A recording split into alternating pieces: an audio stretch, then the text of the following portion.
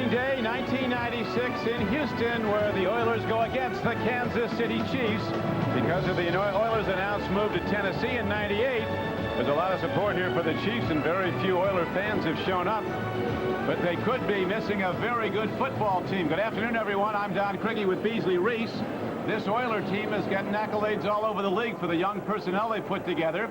In fact, as Marty Schottenheimer told us yesterday, Beasley, he'd be surprised if the Oilers don't win 10 games this year. He just hopes one of them isn't today. Well, I agree with him 100%. I think it's a super football team, especially the defense. They were ranked 5th in the league last year. They've got some very talented young guns. Number 81, Chris Saunders, led the league in average yards per catch last year. Very good. Also, the Heisman Trophy winner, Eddie George. Now, this is an imposing man, the biggest guy I've seen come out of college since George Rogers. Well, we think the Oilers could be good. We know the Chiefs had the best record in the NFL in the regular season a year ago, 13-3, and then that traumatic loss to the Colts in the playoff game. Do you think that'll be a carryover? Well, you know, they've talked a lot about not allowing it to be a carryover. I think it's a super team, no holes. They look good across the board. I talked to Marcus Allen. I asked him, do you get the sense that you're on a great football team without blinking? He said, yes, this can be a great football team. Now, on defense, I think they've got the best tandem in football when it comes to putting pressure on the quarterback. Neil Smith and Derek Thomas. It doesn't get any better. 145.5 sacks between the two since 1990. And today they'll be getting after Chris Chandler, the starting quarterback for the Oilers, who's coming off a terrific season. We'll have the Oilers and the Chiefs on opening day in a moment. Ray and I set up shop here in the 60s. Man doesn't have a lazy bone in his body. Some time ago, his hands began bothering him. He'd go about his business, but was taking a lot of pills. So our doctor said to try a leave. You know, I could take just 2 a leave all day. It says so on the label. Was that what you were taking 4? With Tylenol, it was 6. Just 2 leaves is all he takes. What could be easier? Ray's in every day except Sunday. Gotta get my fishing in sometime. A leave. All day strong, all day long.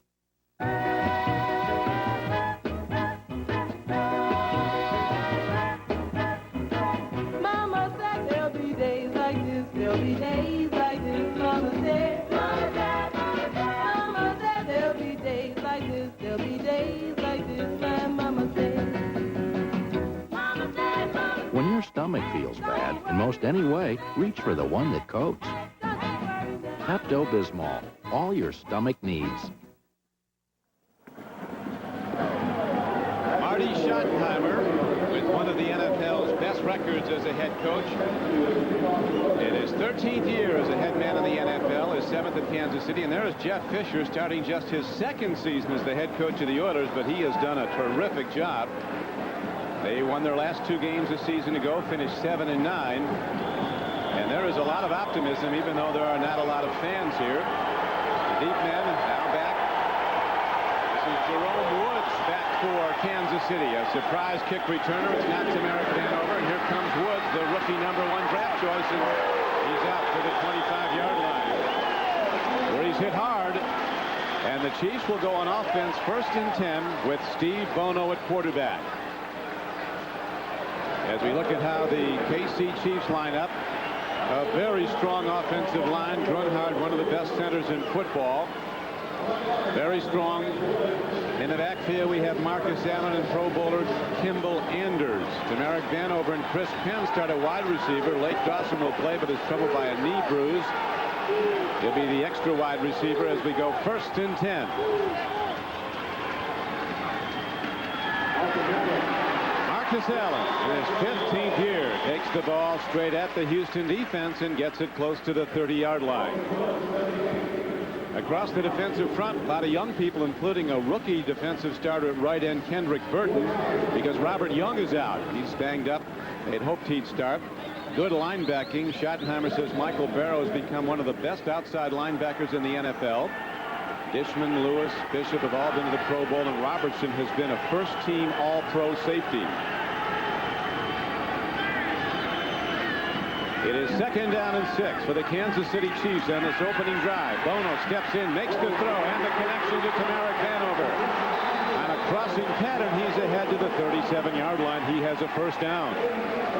Tamarick is one of the real exciting young receivers. He's coming from the right side of your screen. He'll drag it all the way across.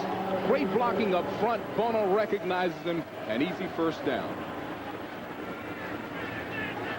So the Chiefs convert, and now with the first down, they position the ball at the 37-yard line. Vanover comes wide out to the right.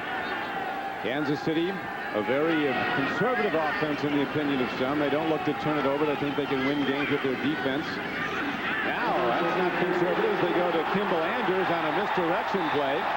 And the blocking is terrific from the front wall of the Chiefs, and they have another first down almost to midfield. You know, that misdirection will get you every time as a defensive guy. Now, you'll see everything will move in this direction, but the actual handoff comes from the backside, and that direction pulls the defense. You see the little delay by Kimball. It pulls the defense to the right. That sets up the blocks. Good running. That's a good offensive play. An excellent offensive play, and it caught the Oilers defense looking, and it makes it first down and 10, Kansas City. Bono against the blitz is in trouble, gets the ball away. He throws it away. Nobody near the football.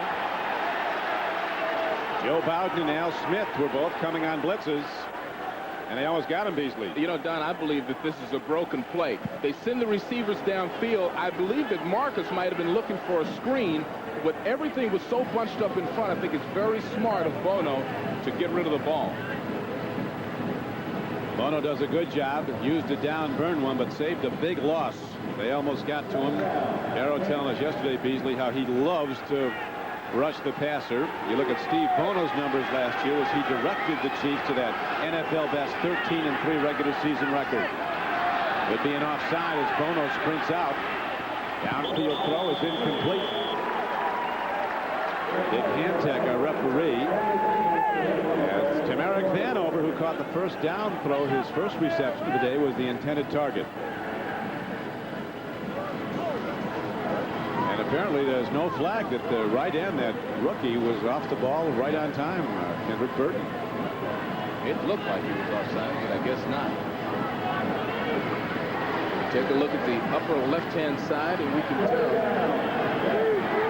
Just looked at him. Yeah, the offensive lineman didn't move, and that made it appear as if Burton jumped off. I think they thought they had a 5-yard gain on the penalty. 3rd and 10, the ball's free. It's on the field. And the Oilers have it. Down inside the 20-yard line and down to the 15. Kendrick Burton. So last year the Chiefs, as you know, Beasley, were #1 in the NFL in the takeaway ratio. They were +12, but they lose a big one early in this game. Well, the real play was made by the linebacker coming free, number 58. That's Joe Bowden. He comes in, makes a strike on Bono before he has time to do anything. And then alertly, see the rookie defensive lineman out of Alabama, Kendrick Burton, picking up the ball. Burton has a 4th-round draft choice. Bowden was untouched. Well, the Oilers, for the first time in this new season, go on offense in great field position, but look at the Chiefs defense come and attack. And it is called an attack defense. They look to deliver the first blow. They're not reacting to anything. They're charging on the snap. Eddie George got the carry as we look at the very good offensive line of the Oilers. Matthews and Stepnoski, regular Pro Bowl players. They've both been there 4 times. Ronnie Harmon, a new acquisition, the veteran receiver out of the backfield out of San Diego, has caught over 500 passes in the NFL. It's 2nd down and 10 in the scoreless game. Oilers with the ball on a turnover. Big Eddie George tries the middle of the Kansas City defense, and again, there's no gain. Anthony Davis shoots a gap and gets him. As you look at the defensive front, Neil Smith, he's been to 5 Pro Bowls. Huge tackles in Phillips and Saliamua. Derek Thomas, 7 years in the league, 7 Pro Bowls.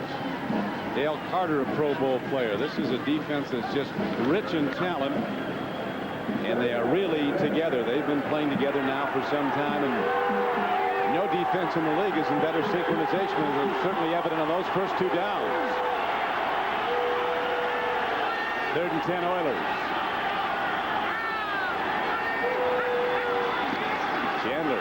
a look. Dumps it up the middle. Nothing happening. The Chiefs shut that right down. Ronnie Harmon caught the ball, did well to hold on to it. So Beasley, Houston's going to send out one of the best place kickers in football, El Del Greco. Well, they were hoping to set up a middle screen. You see it trying to develop. Ronnie just turns around and really was so clogged up in there. That was a very poorly designed and executed play. As a result, as you said, one of the best kickers and one of the best golfers. Yes, he is. Pro football will line up to kick. 27 of 31 field goal attempts he hit on last year, and 2 of his misses were from over 50. So the Oilers don't get a touchdown, but they do get points off the turnover, and they take a lead over the favored Chiefs 3-0.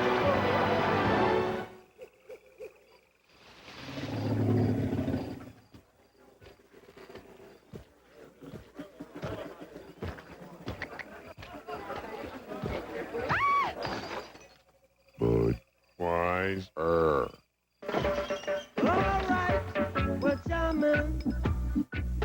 I wanna jam it with you.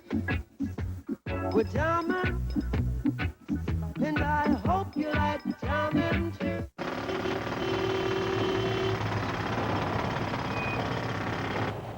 Come on, move the car.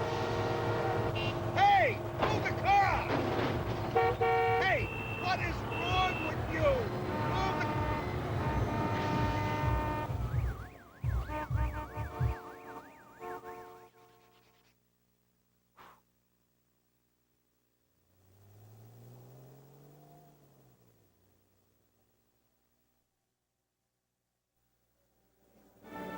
The NFL on NBC is brought to you by Honda, who offers an impressive family of cars, sport utility vehicles, and minivans. By American Express, wherever you are, whatever you're doing, American Express helps you do more. By Castrol GTX, the most protection against volatility burn-off. And by Brewery Fresh Budweiser, who reminds you fresh beer tastes better. Back to Houston. Joe Bowden, the outside linebacker from Oklahoma, delivered the big blow on Bono, freed the ball, and subsequently on the turnover, the Oilers score the first points on a Del Greco field goal. Best defense is Beasley a year ago. Well, I think you're looking at some fantastic teams here. Kansas City, very impressive on defense. And Houston, you know, look at Houston, the 5th-rated defense in the league. These are 2 good football teams. A year ago when they played at Arrowhead Stadium, it was a turnover that the Chiefs forced late in the game and returned for a touchdown that gave Kansas City a 7-point win. Del Greco, who hit the field goal, now kicks off a short kickoff.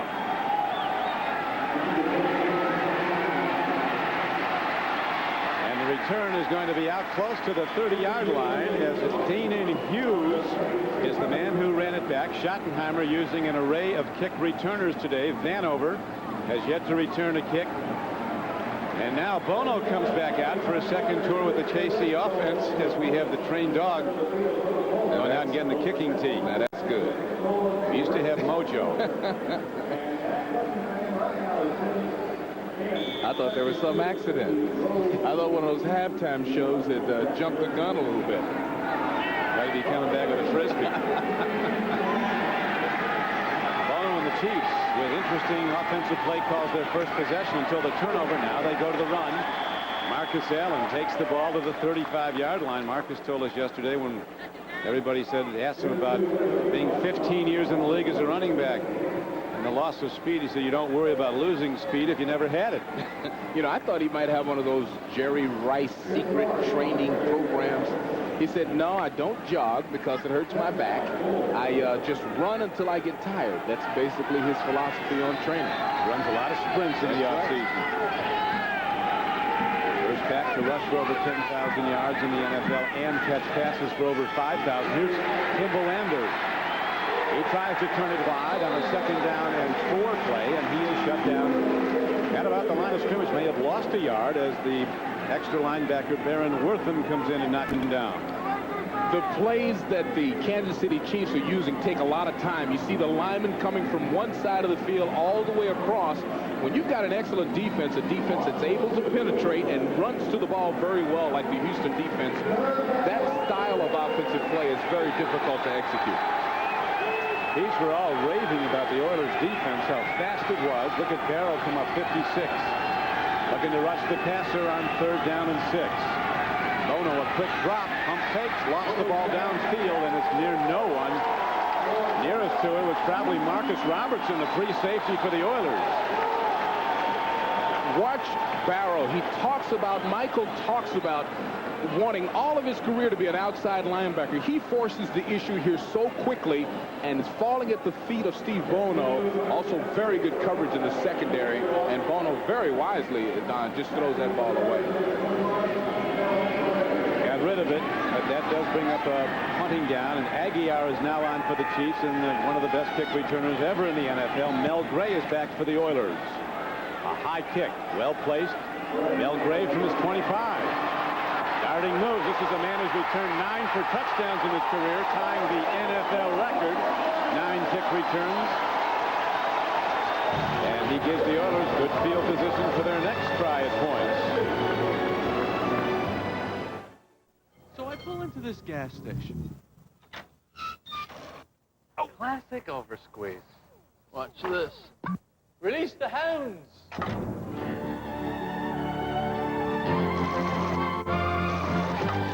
Perfect pump. 2037. Even at the gas station, you can do more with the American Express card. There are those who worry about the future.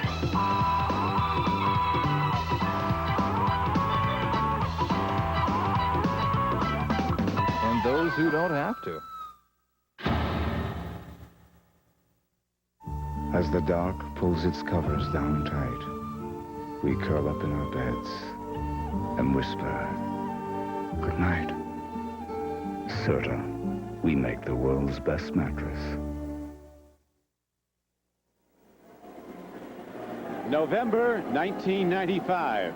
Todd McNair, Oilers versus the Chiefs. With the ball, score tied at 13-all with 28 seconds left. McNair, then of Houston, now with the Chiefs, runs into KC safety Doug Terry, who causes the fumble. Mark Collins recovers and returns it 34 yards for a Kansas City touchdown. And the Chiefs win 20-13. That was the 3rd time in that season that the Chiefs ended the game with a winning return in the final seconds. You know, the remarkable thing about that play, Don, is that Todd covered the ball with both arms. He did everything that a running back is supposed to do. That's just the nature of the game. So the Chiefs, he won a game for him last year when he didn't mean to. He's been a very good player, though, Todd McNair. Excellent coming out of the backfield. That's why they brought him back. But right now, it is the Houston Oilers with the ball. And they have it 1st down and 10 at their 47-yard line. They lead the game 3-0 on a Del Greco field goal.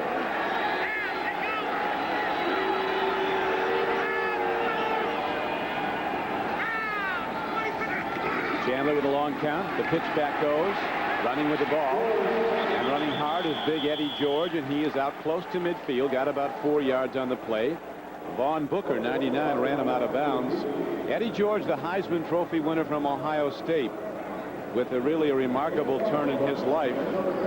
He and his mother certainly blessed when he decided to sign his contract. There was some holdout. His mother, who works for TWA, was scheduled to fly as a flight attendant on Flight 800 that fateful June day when the TWA plane went down off the coast of New York. She instead had come to Houston, exchanged with another stewardess so she could see her son's signing ceremony. Now Eddie George making his debut, a big, hard runner from Ohio State. They say Beasley, he can lean forward for 3 or 4 yards. This is a big man. When he came into our meeting yesterday wearing sweats and a T-shirt, it's an awesome thing to see. I'd be afraid to tackle a guy. The coaches told us that he bench pressed 300 pounds 10 times in a repetition form. So bam, bam, bam, bam, bam, 10 times with 300 pounds. Most defensive backs try to max out at 300 for 1 rep. He has power, and he also has what a lot of people didn't think he had, and that's speed. He runs under 4.6 at 240 pounds. Here's a throw downfield and a connection as the ball is kicked to the tight end, Frank Wycheck. One of a handful of players that the Oilers offensive coordinator Jerry Rome calls a playmaker. He said he makes things happen and gets you first down. You know, he's, as you are mentioning, he's one of the guys that can do things with the ball. You see Wycheck on the left side of your screen. Simple little pattern, goes up and breaks out. Now watch, see, that's what playmakers do. They break a tackle, they tight rope. He stepped out of bounds there, but they tight rope and get some extra yardage, 15 yards on the play. Down to the 35-yard line. So the Oilers rhythmically moving in and out of the huddle. This time they go with wide receivers set to the left. A lone tailback. That's Big Eddie George. Here's Chandler on a rollout. Buys some time, rifles the ball downfield, and a ball that should be caught by Chris Sanders caroms off his shoulder pads. Chris is a young player, Don, that's really improving. They talked about his work ethic, but there, knowing that the ball is high and knowing that he's about to get clobbered, he must have closed his eyes at the last minute. It's a super pattern. The rollout buys the quarterback time to get it off. See there, that's just knowing that you're in the air and you're gonna get pounded, and you know, he'll learn to make that catch. He was sensational last year, and maybe his most remarkable stat was the fact he caught a touchdown for every 4 receptions. Even bet him that 35 catches last year, 9 per touchdown. Not much happening against the Chiefs defenses. Eddie George tries to run again, and he takes it inside the 35. And while we have a moment, let's go to New York and to Greg Gumbel. All right, Don, in Jacksonville, the Jaguars are on the board. Mark Brunell, 38 yards to Willie Jackson, who will take it the rest of the way. The fourth-year receiver out of Florida caps an 80-yard drive. The Jaguars lead the Steelers 7-0 in the first. Let's go back to Don and Beasley. We saw the Jaguars beat the Steelers last year in Jacksonville. That's going to be a good football team. Well coached, the Jacksonville Jaguars. A lot of young impact players. Here is Chandler standing in, lofting to the end zone. He's got a man wide open.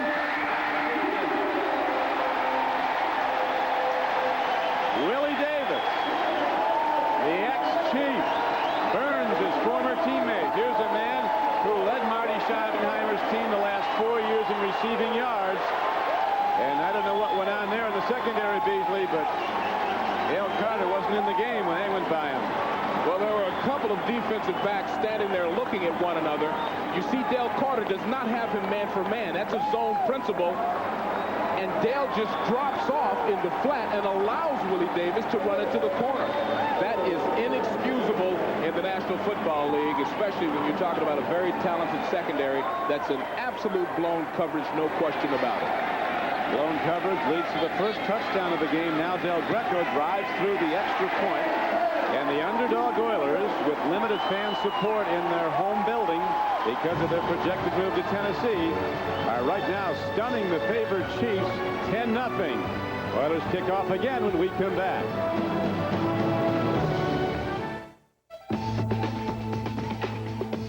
It's our opinion at Acura that a luxury car should be quiet. It should cradle its occupants in astonishingly soft leather and burled walnut. And with a 3.5-liter power plant, it should be anything but a Sunday drive in the park. Introducing the Acura RL, the new flagship from Acura. As a delivery company, our business revolves around addresses. Your address, the address you're shipping to, millions of addresses worldwide. You give us an address, we'll get it there.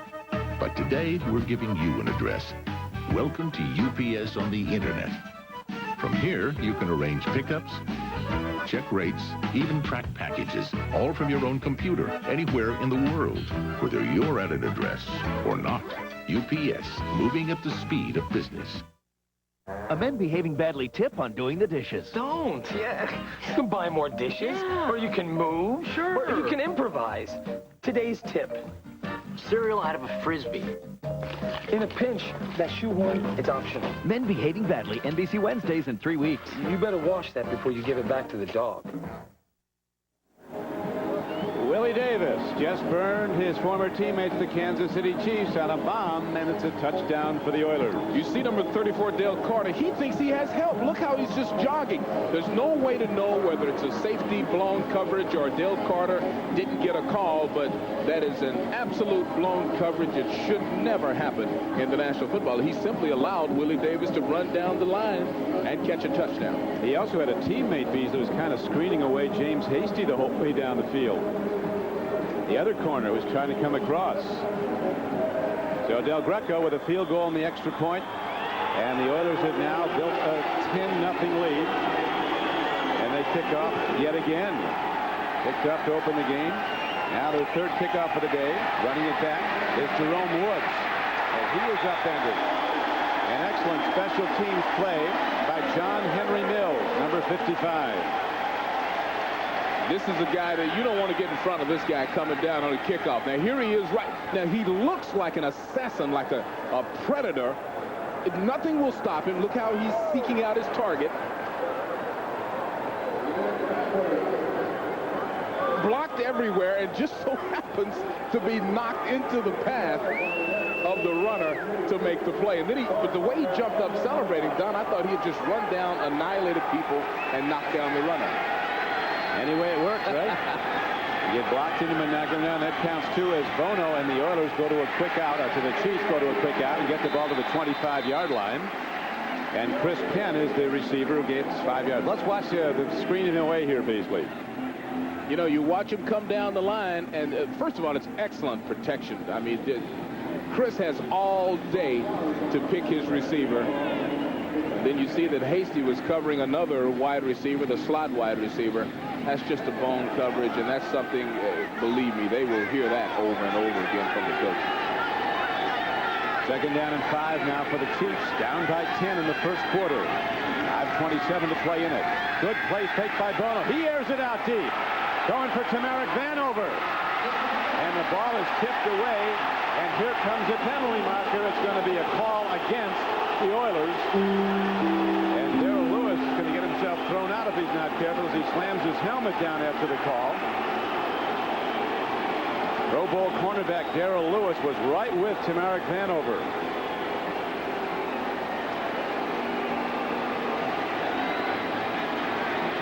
Looked like good coverage. Well, it looked like good coverage to me, but, you know, you can't tell. Those referees are running downfield and standing right next to the guy.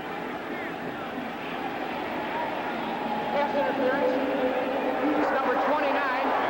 It'll be a first down at the spot.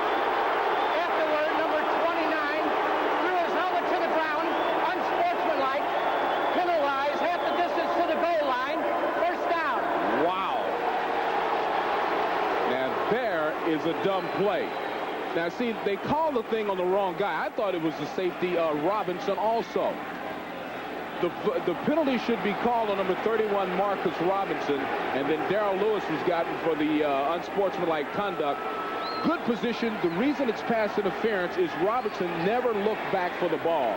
He basically shielded Tamarick away from the football, and you can't do that. If he had just turned his head around while he was waving for the ball, it would not be a penalty. So it was a good call then. It's a very good call. You can't run in front of the receiver, block his vision just holding your hands up where he can't see the ball. You have to give the receiver the opportunity to make the catch. And with the pass interference call and the subsequent unsportsmanlike conduct penalty, the Chiefs are beneficiaries of 52 penalty yards. Wow.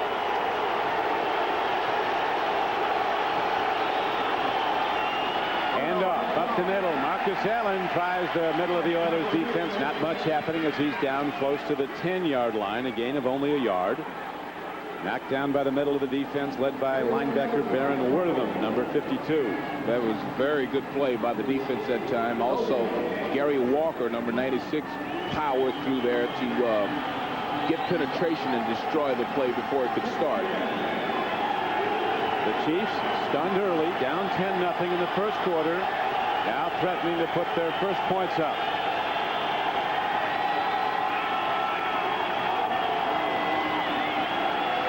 Bono takes a look, fires to the end zone. It's a touchdown for Kansas City as Tamarick Vanover shields away the defender and comes up with the ball. Another standout corner. Chris Dishman was defending him, but he couldn't knock the ball away. And the Chiefs are right back in the game.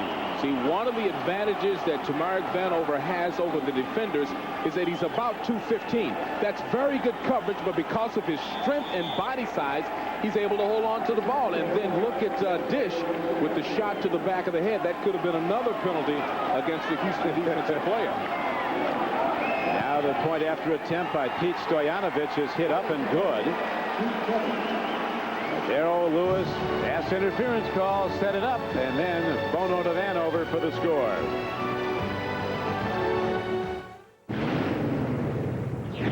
Carbon monoxide isn't the only thing to worry about coming from your tailpipe, because with every stroke of your engine, motor oil is being vaporized into exhaust, leaving less and less protection. That's why there's Castrol GTX 10W30. Of every leading 10W30, Castrol provides the most protection against volatility burn-off. So use Castrol, or watch more of your protection go up in smoke. Castrol GTX, the most protection against volatility burn-off.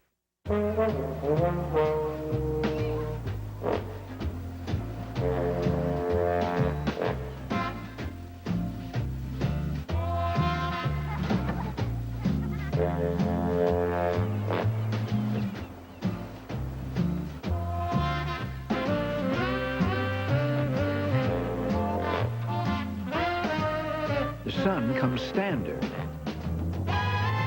The Del Sol from Honda.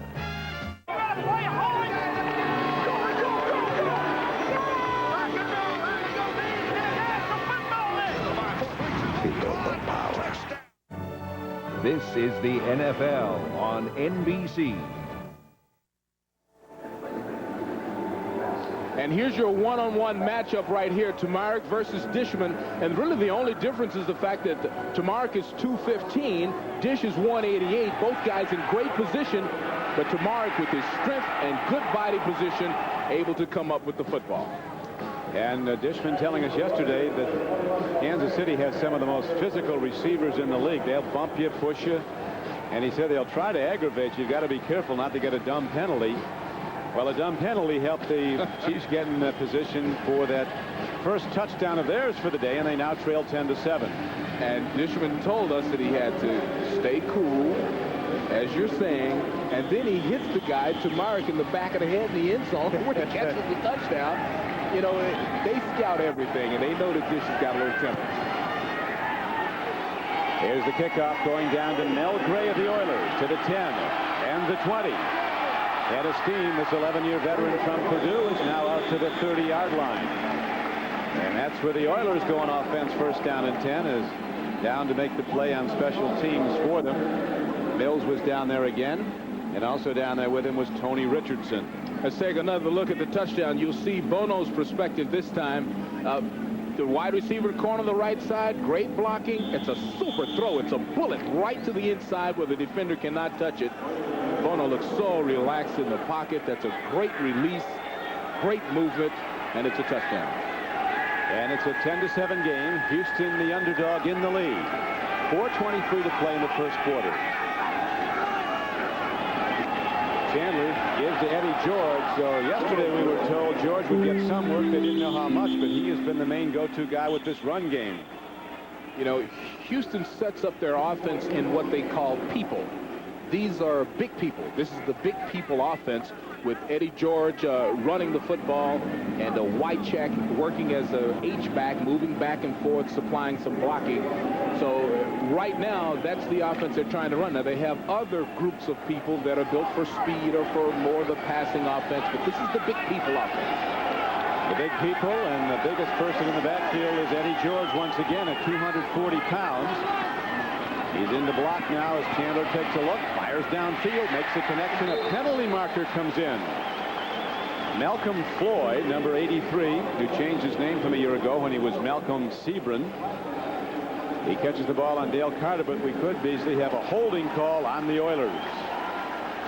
See, that's discouraging for an offensive line coach also, because it's just it's a basic 3 route, which is a 10 to 12 yard out pattern. Takes about 3 seconds. Holding. Less than. Offense, number 77. 10-yard penalty to repeat the down, second down. That's Kevin Donnelly. It takes about less than 3 seconds to get that pass off. And an offensive lineman should be able to neutralize and, before that. But you see the hook that he's got on Saliamua. He kind of hooked his left arm and held him in. And penalties a major factor in this game early on. The Oilers penalized now 3 times for 73 yards. They have second down and 17. A handoff to Eddie George, and those huge defensive tackles are so hard to move. Joe Phillips and Saliamua, and Neil Smith then comes in to finish off the runner.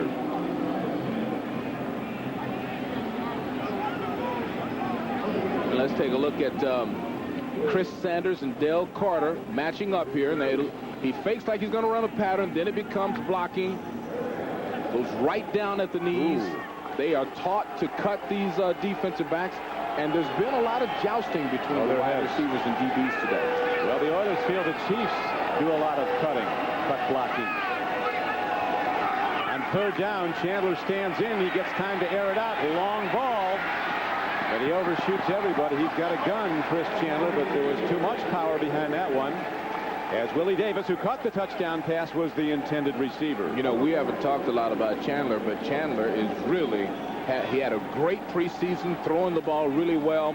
Here he lets this one out, but this is just super coverage. All of the defensive backs are in perfect position. That's Darren Anderson, number 44, comfortable out in front of the receiver, and makes a good play. And for the first time in the game, as Chandler goes to the sidelines, Reggie Roby's on the field to punt for the Houston Oilers. Longtime Miami Dolphin booms a high punt.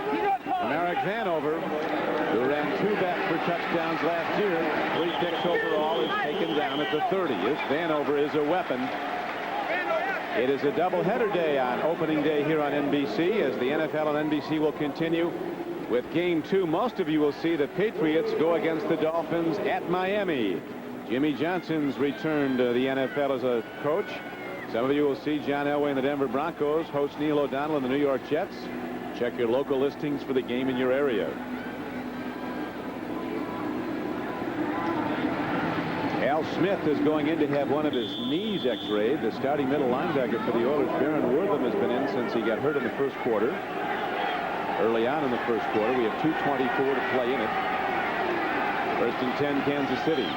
Bono again with the misdirection play. And the ball goes to Donnell Bennett, who's ahead for a gain of close to 10 yards. Now, this play worked well a few minutes ago. They came back to it. I want you to take a look at the offensive line play. The offensive line comes from this side, drags everything up. We'll get a fake into Marcus, and the actual ball carrier comes back from the other direction. See the lineman delay. You see the backside lineman coming across. Marcus takes people one way and the handoff back the other. That Mr. Ray, you'll have people running into each other in the defense. It's got him moving every which way. It's good to see Donnell Bennett come back. He had a serious knee injury as a rookie in '94. Now back in peak form. Bono releases the ball. Out of the pocket, he threw it away. As Anthony Cook was coming hard. And it's an incomplete pass. This is very good pressure, and it's also one of the reasons sacks are down in the National Football League. The quarterbacks have been trained to get rid of this ball quickly. They're allowed by the rules. That's no longer intentional grounding. And that's the reason that the sacks are down. You know, people are talking about where are the Lawrence Taylors and, Derek Thomas one time had 7 sacks in one game. Well, these quarterbacks are getting rid of the ball. Yes, they are. Have to be out of the pocket, though, for it not to be intentional grounding. And he was rolling out, so it's 3rd and short for Kansas City. Another throw. Well done to Merrick Vanover. First down, Chiefs, and more as he's out to midfield. Run out of bounds by Chris Dishman, but the Chiefs drive on. First down at midfield. Merrick Vanover is going to be a big star in this league. This is a simple play, 3-step drop, great throw. Merrick just breaks out and catches it, but look at his legs. His legs are unusually long for his body, and his arms are unusually long for his body. So even though he's only 5'11", 213, he plays like a guy. There's a good look at it. He plays like a guy that's 6'2 or 6'3. There's the big stride. He really physically built a little bit like the great Earl Campbell was. Real long legs, the huge stride. It is first down and 10 for the Chiefs. Bono, quick drop, lofts it long, has a man, and a tremendous play is made by Lake Dawson. A diving reception down close to the 20-yard line. We'll see where they spot the ball. 25-yard gain, and the Chiefs have a first down. Oh, Don, I love it when they do that. Bono looks so comfortable in the pocket. Look at the touch on this ball. Lake just lays out in the breadbasket, looks it in, knows he's going to hit the ground, knows he's going to get turf burn. That turf will take all the skin off of your elbows, and he brings it in and tucks it away. That's a super play. Sacrificing his body for the love of the game. Lake Dawson, the third-year wide receiver from Notre Dame, makes a big play, and the Chiefs now challenging to possibly take the lead. Here's a throw and a catch. And a tremendous hit by Marcus Robertson on Keith Cash. The former wide receiver from the University of Texas, Keith Cash, drilled by Marcus Robertson. You know, we've seen an unsportsmanlike, we've seen a shot in the back of the head, we see these guys arguing. This is going to get hot. Yeah, it's heating up. Oilers still holding to a 10-7 lead after 1 quarter of play. You're ready to quit. Great. Now, which patch? With Nicoderm CQ, you cut back your nicotine dose gradually. And gradual is the method doctors prefer. But you can't do that with Nicotrol. You can wear Nicoderm CQ 24 hours, so it's still with you when you wake up. You can't do that with Nicotrol. Highest level of medicine? CQ. And CQ was the patch most prescribed by doctors. Nicoderm CQ. The power to calm, the power to comfort, the power to quit successfully. It's the 25th anniversary of Walt Disney World, and the most magical celebration ever begins at McDonald's, where you can sign up to be a part of it all. You could even win a Walt Disney World vacation.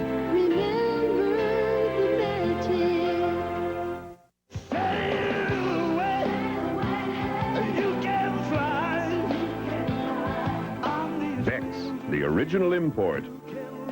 Taste German beer at its finest. Beck's, America's favorite German beer. Do I like to shop? Oh, yes. How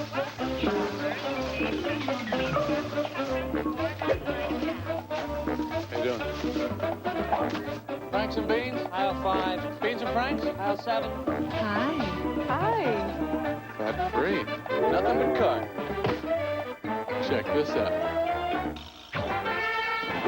You're our 1 millionth shopper! Even at the supermarket, you can do more with the American Express card. I love this card. Don Criqui with Beasley Reece back at Houston as the NFL on NBC continues and Marcus Allen's career continues. A remarkable one. 15 years now in the league as a running back.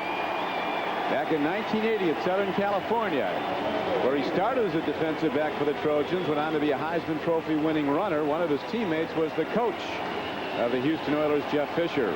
Jeff looks exactly the same. Did you notice that? He hasn't changed. You know, those guys were on the opposite sides of the ball in college.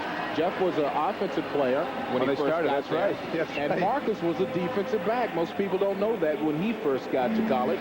And they ended up switching and have had great careers. Jeff Fisher's an admirer of Steve Bono at quarterback for Kansas City. Jeff was with the Chiefs, or with the 49ers for 2 years when Bono was there. Bono with 5 years at San Francisco, 2 at the Steelers, 2 at Minnesota before coming to Kansas City.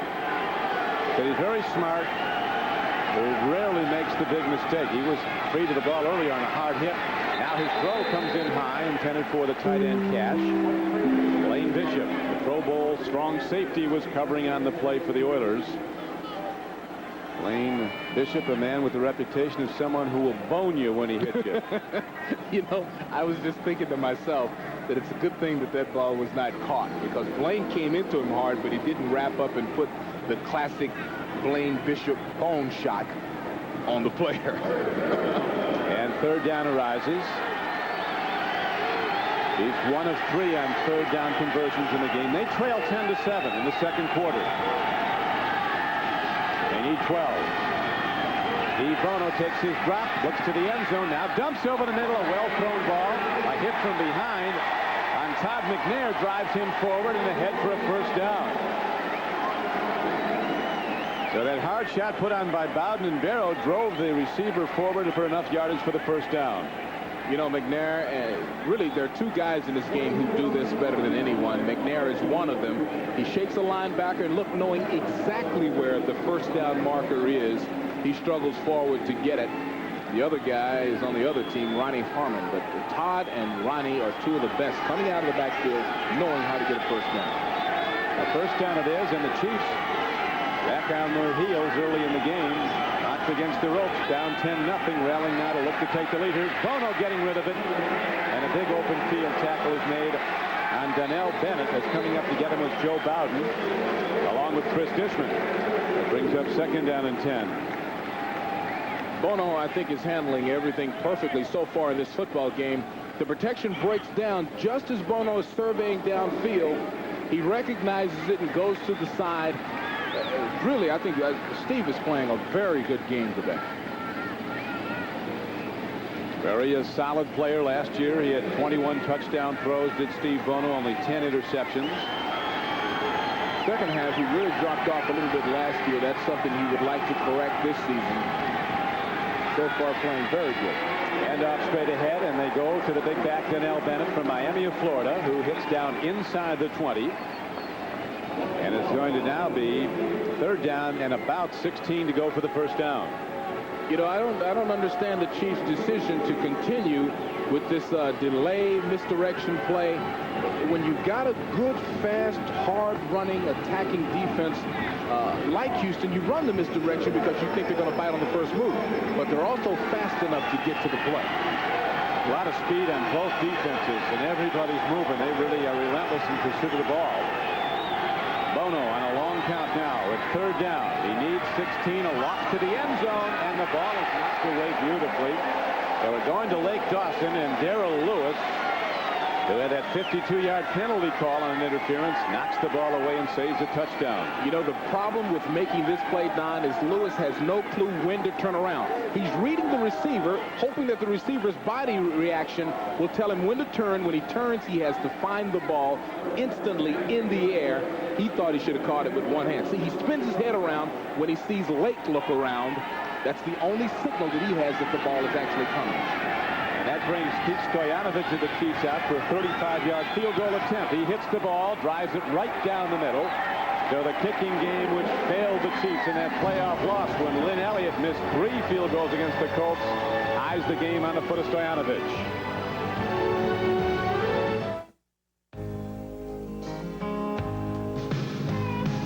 Like a rock, I was strong as I could be.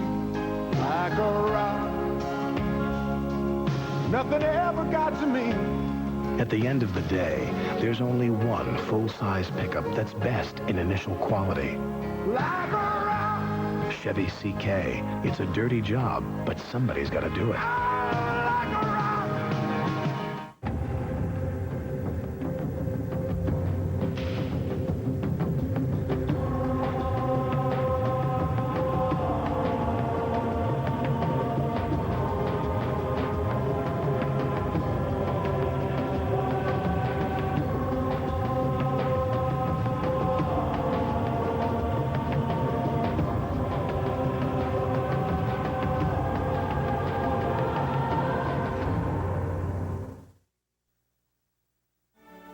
The NFL on NBC is brought to you by Chevrolet Trucks, the most dependable, longest-lasting trucks on the road. By Nike. By Priority Mail from the U.S. Postal Service. And by Visa, the preferred card of the NFL. It's everywhere you want to be.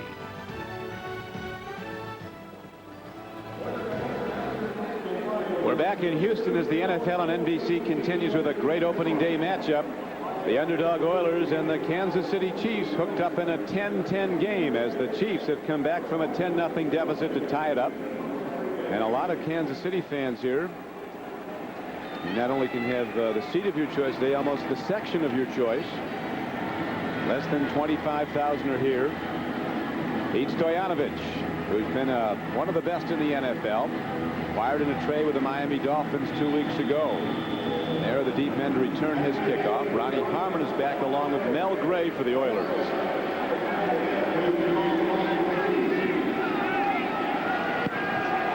Stoyanovich hits a spinner down to Mel Gray at the 7. The 20. Mel Gray gets to the 25-yard line, and there Chris Chandler and the Oilers offense will go out first and 10. January 7th, 1996, the AF Divisional Playoff game, Colts versus the Chiefs, with 42 seconds remaining, and the Colts leading 10-7. Chiefs place kicker Lynn Elliott lines up his 42-yard attempt that goes wide left. He also missed on attempts of 35 and 39 yards, and the Colts went to the AFC Championship game. Eddie Marchibroda now coaching at Baltimore, and they lead Oakland at the moment. Now Stoyanovich is in as the kicker for the Chiefs. Marty Schottenheimer, they asked him what went wrong in the game. He said, we missed 7 scoring chances. We missed 3 field goals and turned the ball over 4 times. We can't win. Down the middle the ball goes, and catching it is Derek Russell. Coming out of a slot position, getting wide open for a gain of over 20 yards, but there is a penalty marker down, Beasley. Well, Chris Chandler was trying to argue with the referee, but you know, you'd never win that one. Very disappointing was Chris, because he threw a perfect strike to Derek right down the middle. Holding. Offense, number 74. 10-yard penalty. Repeat the down. First down. One of the best guards in football, Bruce Matthews, is called for a hold. Take a look at the center of your screen. See 74 here. This is where the hold was called. I guess he's got, yeah, I think he's got a little jersey. Anytime you spin the guy around 360, that's a signal to the referee that little shenanigans are going on in the line. You got something when you spin them. So a big play is negated, and it brings up first down and 15 to go for the first down. First down and 20, actually. The ball position back at the 15. The handoff straight ahead. Eddie George looking to catch the Chiefs in an all-out blitz, but they stop the run. Only a gain of about a yard.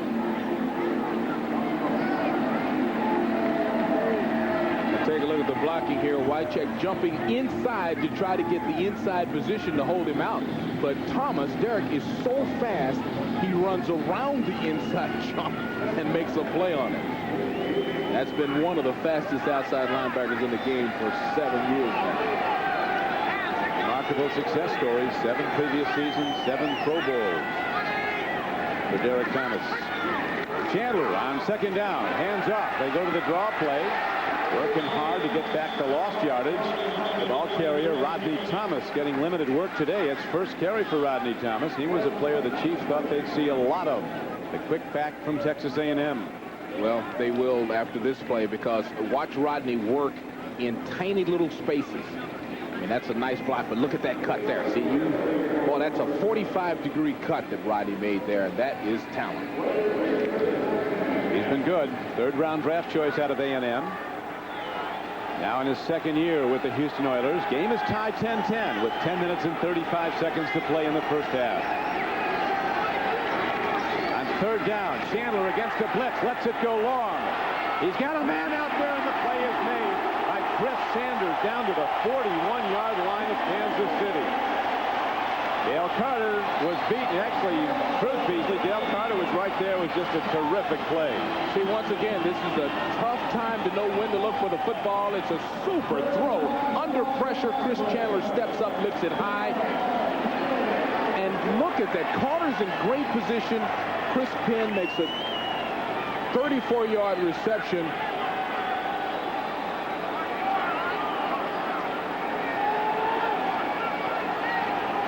Anthony Davis was right in on Chandler, but he waited to the last possible second, released the ball, and it's the big gainer. So now the Oilers starting to mount a challenge. Here's another long ball, but it comes in high. The receiver was open. That was Derek Russell, who had a step on the defense. He had it on Dale Carter. They're working on Carter pretty good today. That's one of the best corners in the league. Well, he's been in perfect position, so that's a very dangerous target to go at.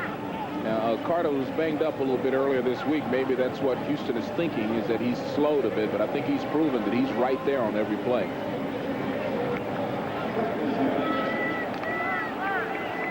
That brings up 2nd down and 10. Ball positioned at the 41-yard line of Kansas City. 9:39 to go in the first half. We're tied at 10. Don Criqui with Beasley Reece at the Astrodome. Here's a throw. Ball tipped. Up for grabs. Penalty marker down. Chandler was hit late. Anthony Davis got a pop on him. We're going to have a personal foul against the Chiefs. It'll be a first down for the Oilers. And that's always a big penalty anytime it involves a quarterback. Anthony was the guy applying pressure on the last play. He a little frustrated probably by not getting there the last time. It comes through and hits Chris Chandler late. Personal foul. Defense roughing the passer, number 15. 15 yards. First down. Right-hand side of the frame. There he is, sneaking in on the blitz. Comes in, has to jump over a guy. You know, the penalty, that is so close for me as a former defensive player. But the penalty comes done when he takes the right hand, and if you touch that helmet, it's a penalty on a quarterback. He took his right arm, and it really wasn't a vicious hit. He brought it down on the helmet. That's a tough call. So instead of third and long yardage, it is first and 10 for the Oilers, and they're closer now down to the 26-yard line. Chandler with an eye set. Goes to Eddie George, looking to weave, and there's not much happening there for Eddie George as we go back to New York to Greg Gumbel for more on the Ravens and the Raiders. All right, Don, in Baltimore, the Ravens had a 7-0 lead. Forget that. Billy Joe Hobart, 7 yards to Tim Brown. The extra point makes it a 7-7 tie. They're in the second quarter now, Don. Football returns to Baltimore, Maryland. Ravens, pretty good-looking team, Beasley. I like their defensive line and their offensive line. I like their quarterback. They've got there's a lot to like about that team. I like their coach. Biggest surprise of this opening day so far is Arizona, double-digit underdog, is winning at Indianapolis 6-0. Second quarter. Please put 10 seconds on the play clock. Dick Hantak, the referee, wants 10 seconds put back on the play clock. 8:53 to play in the first half on the game clock. 10 seconds, please. 10 seconds on the play clock, please. Somebody's got to get the message soon. He says it one more time.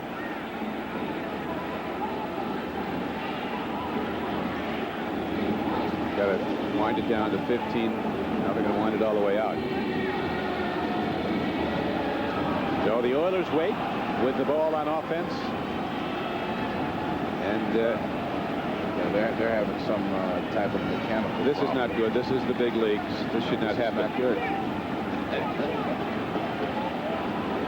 8:53 to go. The game started quickly on a tremendous defensive play by outside linebacker Joe Bowden, who hit Bono, freed the ball, and soon after Del Greco kicked the field goal for the underdog Oilers, and they subsequently went in front 10-0 when Willie Davis burned his former teammates, catching a long touchdown throw from Chandler.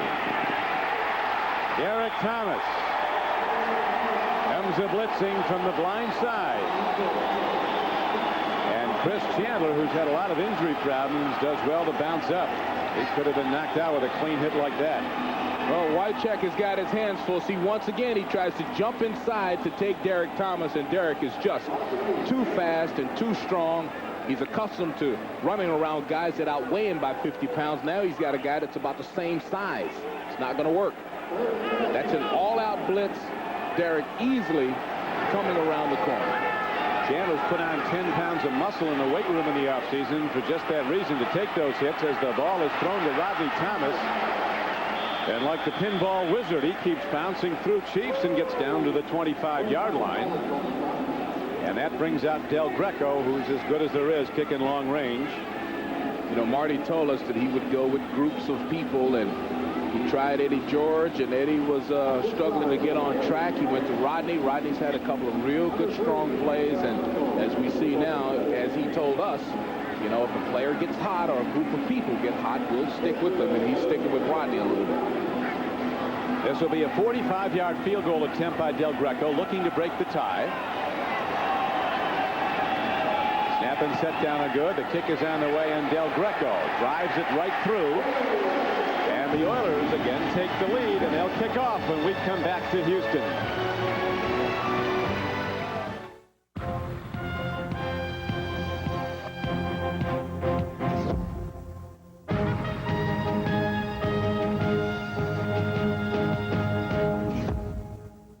NFL Sunday Ticket from DirecTV. We play up to 13 regular season games every Sunday.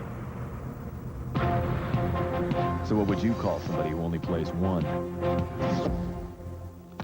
It's not on cable or any other mini-dish system. It's got to be DirecTV. Satellite TV at its best.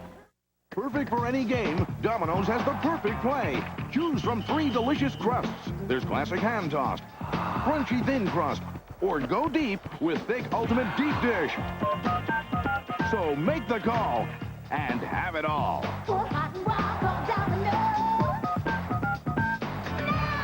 Call now, and you can enjoy a delicious Domino's pizza during the game. And why not add some of Domino's spicy buffalo wings or steaming hot breadsticks?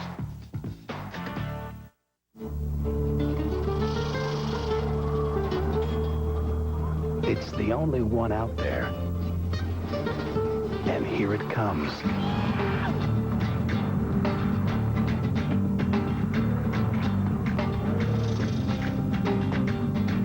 Introducing the only compact pickup to offer a third door. Okay, folks, show's over. Chevy S-Series, like a rock. Dateline Sunday, Hot Pursuit, a high-speed game of cat and mouse. But wait a minute, this isn't a game, it's real, and so are the victims. I talked to him until he died. Is catching the bad guys worth the risk? That's the real world. Why don't people just stop? Watch Dateline now on Sunday on NBC. We're back in Houston where El Del Greco, who's hit 2 field goals and an extra point. He's the game's leading scorer. And his Oilers are up 13-10 as Del Greco ready to kick off. Soccer kicks the ball down to the rookie Jerome Woods. He'll take it at this 7-yard line. Big strider Jerome Woods. Knocked back, but he's not done as Jerome Woods keeps on working and finally is taken down back at the 26-yard line where Bono and the Kansas City offense go back onto the field. Don Criqui with Beasley Reece here at the Astrodome. Among the preseason forecasters, well, the Sports Illustrated picking the Kansas City Chiefs to be the AFC Super Bowl team this season. And who do they like against them? And they like Green Bay against them, but now yours goes to a great, I think a smaller percentage of the country. I think Green Bay, this cover goes to about 90% of the country, so they're hedging their bet just a little bit. You can tell they think Green Bay will have a real opportunity. Well, they're pretty good, although there's some holes in their offensive line right now. Kansas City is doing very well to come back in this game as they were really troubled early, down 10-0. And we have an Oilers shaken up on the play. It looks like Ronnie Harmon who got dinged there. So he's being attended to. He was back on the kick coverage team. Yeah. So while Ronnie is attended to, there's a break in the action with 7:19 to play in the first half.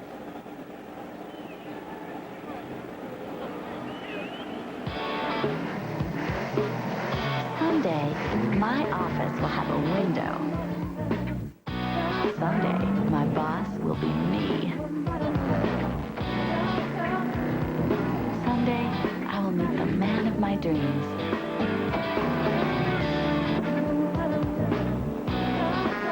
Guess not today.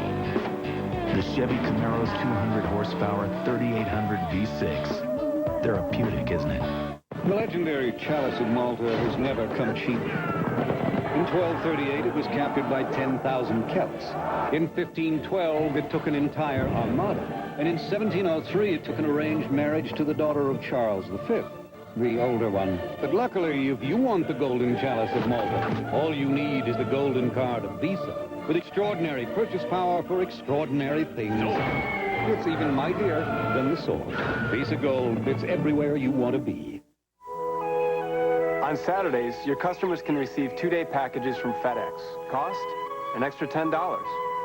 On Saturdays, your customers can receive 2- to 3-day priority mail packages from the U.S. Postal Service.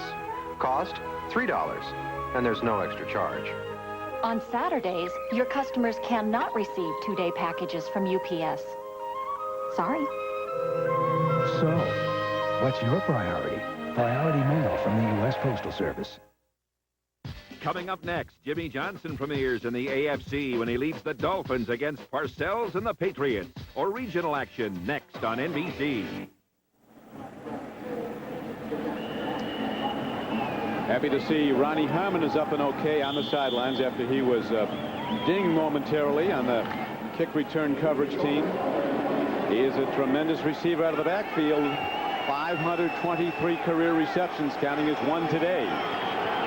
His team, the Oilers, leading favored Kansas City 13-10 as the Chiefs go to the run. Kansas City earns the corner and gets the ball out to about the 30-yard line as Michael Barrow comes up to hit Greg Hill. Greg Hill has got a lot of speed, and KC changing philosophy just a little bit, trying to get outside, really. And that's Barrow and Bowden, both guys in very good position, forcing Hill to take the wide route. Bono sets his team now with wide receivers to either side. Split backfield. The Oilers bringing people up at 46 defense. Sending people at Bono. He lets it go long. Vanover going for the ball. A battle for it. It's incomplete at the 37-yard line. What battles are going on downfield, Beasley, between the wide receivers and the D-backs? And what's so nice to see is that the athletes are just making plays. You'll see very good position by Dishman.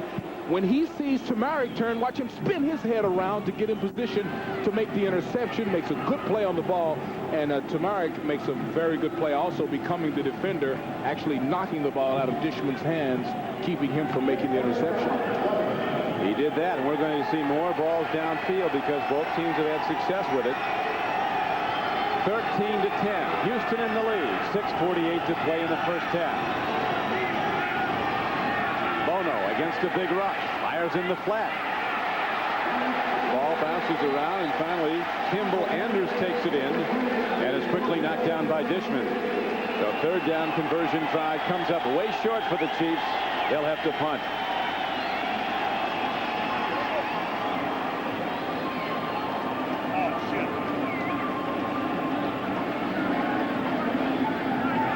Gray dropping back is Aguiar, ready to punt the ball for the Chiefs. He's one of the best. He's also an excellent holder. Mel Gray, one of 4 players in NFL history to return during his career 9 kicks, punts and or kickoffs for touchdowns. Gale Sayers did it, so did Ollie Matson, so did Travis Williams of the Packers, but this time Mel Gray is going to get nothing at all. Swept under at the 27. The Raiders playing some good ball at Baltimore. For more on that, let's go back to Greg.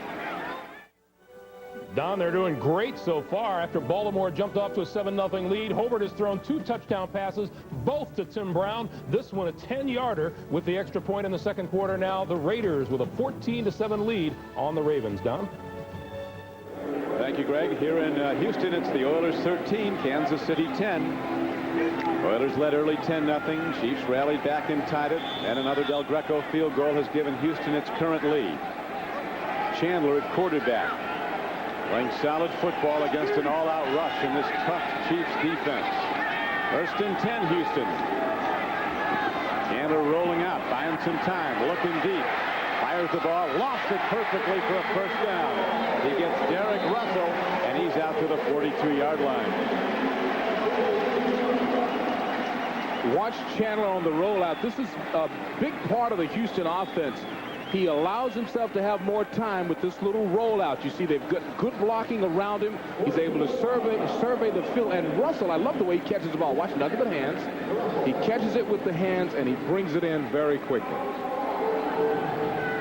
Jerry Rome, the offensive coordinator, got a little bit of a Willie Nelson look these days. Got the weight down. Right at his playing weight when he was a terrific quarterback for Tulsa. Came in second in the Heisman Trophy balloting one year, Jerry Rome. Chandler fires. He's got an open man inside the 40 of KC. And down to the 35. That's the ever-dangerous Chris Sanders in his second year from Ohio State. I think that Chris Chandler is having a super game. Watch the fake. Actually puts the ball in George's hand, in his stomach, and pulls it out. And talk about being wide open. Penn comes across the middle here. He's got 5 yards. Sanders, that is, comes across the middle. He's got plenty of room. Good catch. Good play. So far in this game, Chandler 7 for 10 throwing the ball for 126 yards and a touchdown. handoff to George, looking for room. And Eddie George does well to not lose the ball, but he did lose 6 yards back to the 40 as this Kansas City defense keeps attacking. Well, there's nowhere to go. I mean, this line is plugged by the KC personnel. You see that Neil Smith took a shot at him, and really in his effort to find any place to go, Eddie George just spins around the circle. That brings up second and about 15 to go for the Houston Oilers. George, 10 carries, a half a yard a carry won't do it, but this guy's going to put up some big numbers. And it could start any time. They keep really keying on him as Chandler against a blitz. Oilers pick it up nicely. Long ball. There's a man there. Ball is tipped and lost. He's been some of the best D-back and wide receiver play you'll ever see in this game. Just spectacular plays. Terrific receivers and terrific D-backs. Some are hit, some are broken up. Don, you've got at least 5 of the best defensive backs in the league in this game right here. Dale Carter is beautiful, and look at Sanders' concentration almost coming up with that ball. Boy, that's huge play. That's just great athletes. They're good. Great athletes. Sanders in only his 2nd year. Dropped that one ball early, but since then he's been a weapon. 3rd down coming up. Here's the all-out rush on Chandler. He throws down the middle, and he had to get rid of it quickly. As Derek Thomas, who has a sack today, put a hit on Chandler just as he released the ball. Now watch Derek this time. This is a game. He takes a step up like he's going to come from the outside as he normally does, loops back around to the inside to put pressure on Chris. Ball positioned at the 40-yard line, so this would be a 62-yard field goal attempt should the Oilers try one from there. They're going to punt the ball. They have Reggie Roby in with 3:30 left to play. They don't want to risk giving the Chiefs excellent field position with that much time. They want to try to pin KC back. And Eric Vanover's back now to return the punt. A tremendously high punt. Vanover lets it hit. It caroms into the end zone. I don't know what they think they're doing. Chris Sanders was so far in the end zone. See, watch him. He's got to dive now. He ran into the end zone.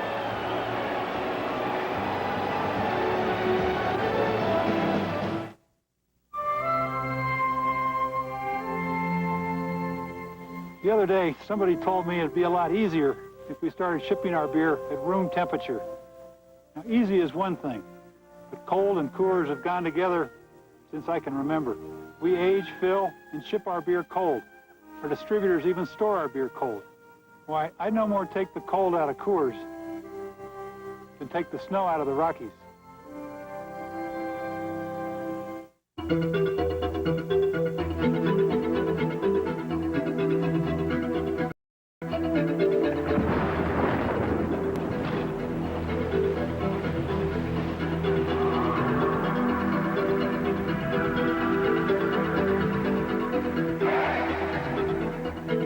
Chevy Blazer, the only sport utility vehicle with the driver control system.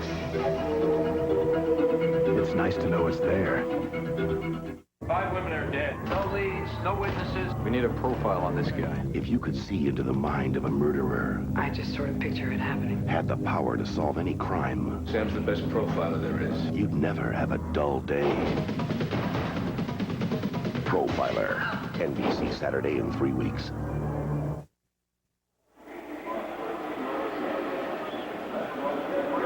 Thirteen to 10. Oilers over the Chiefs with 3:15 to play in the first half. Kimball Anders, who was a starter in the Pro Bowl last January, is doing a nice thing today. He does a lot of nice things off the field. He played at the University of Houston. He's from Galveston, Texas, and he has 38 people here as his guests, young people who he's hosting. 38, of course, the number of his jersey, also Beasley. And there's the Kimball Anders section here at the Astrodome.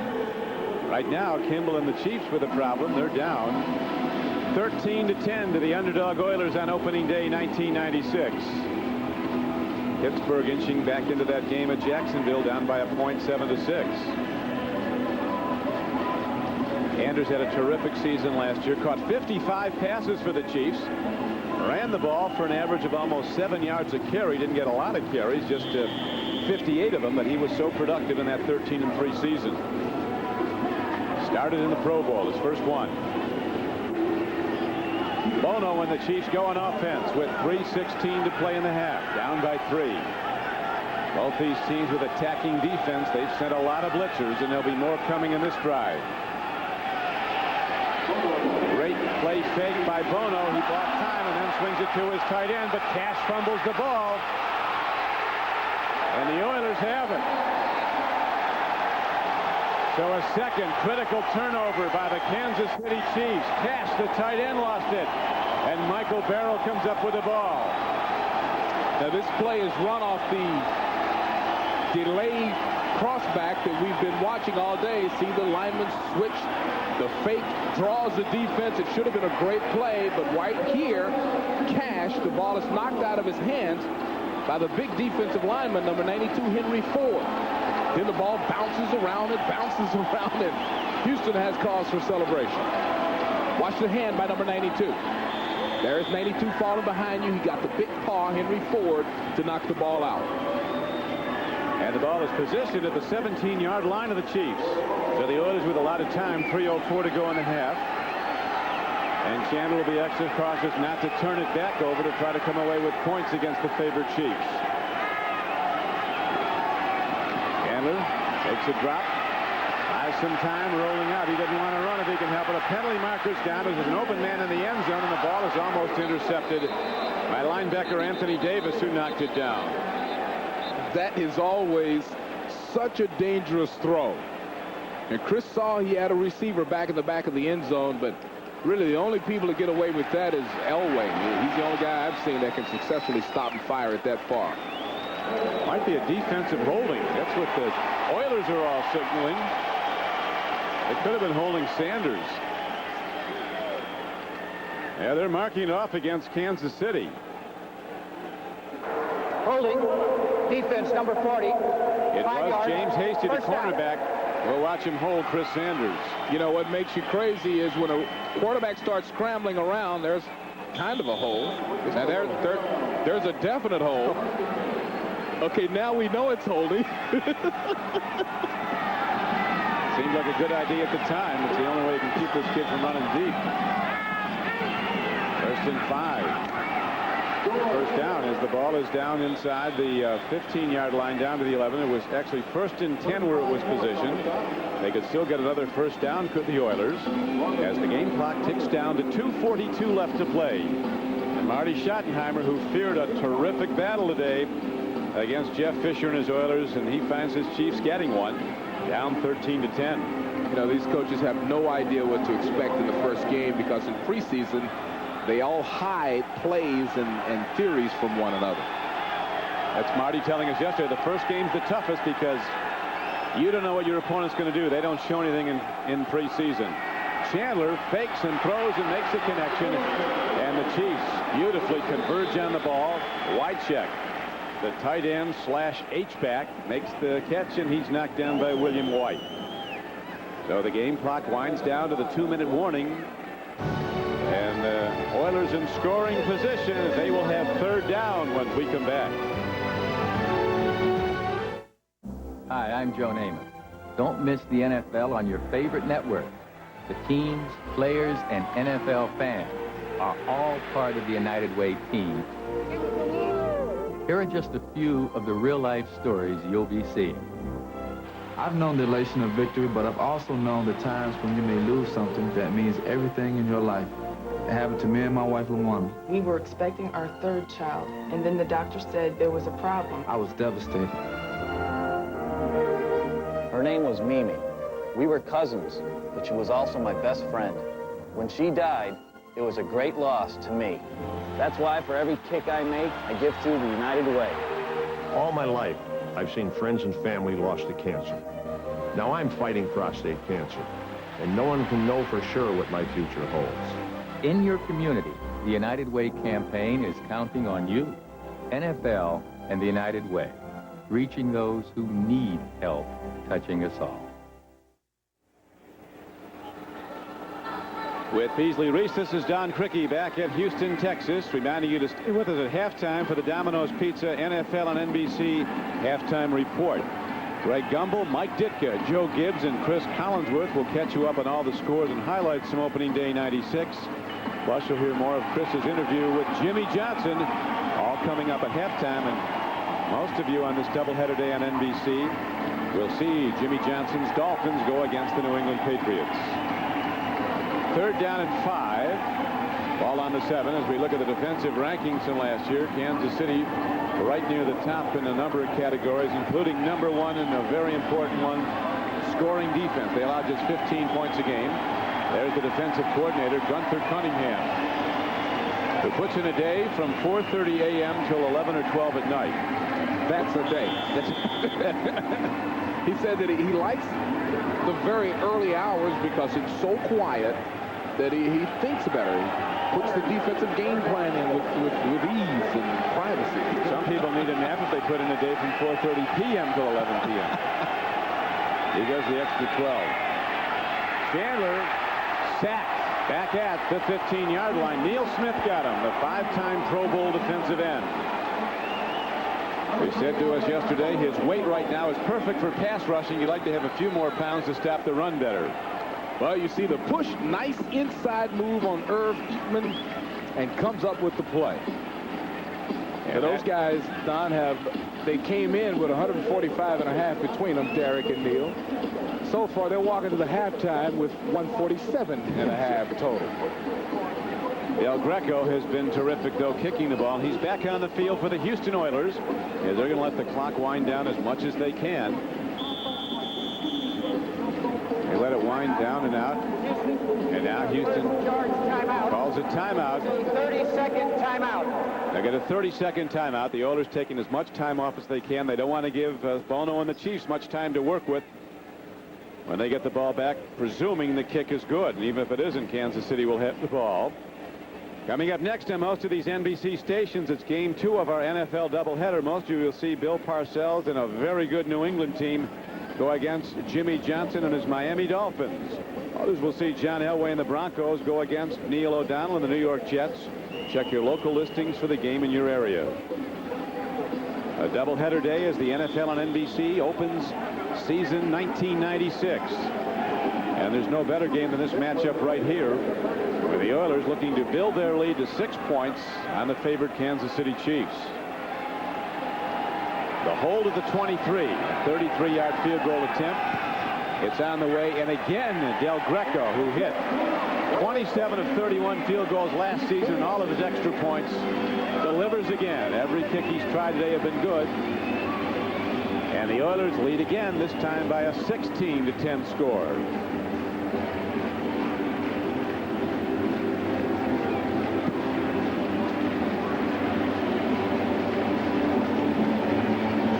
Bud Adams and Lamar Hunt, the two competing owners here today. There is Bud Adams, who is on the right, trimmed down on a, what we're told is a cabbage soup diet, wasn't it, Beasley? Yeah, he said that that's mostly what he eats, and he looks great. Lost a lot of weight.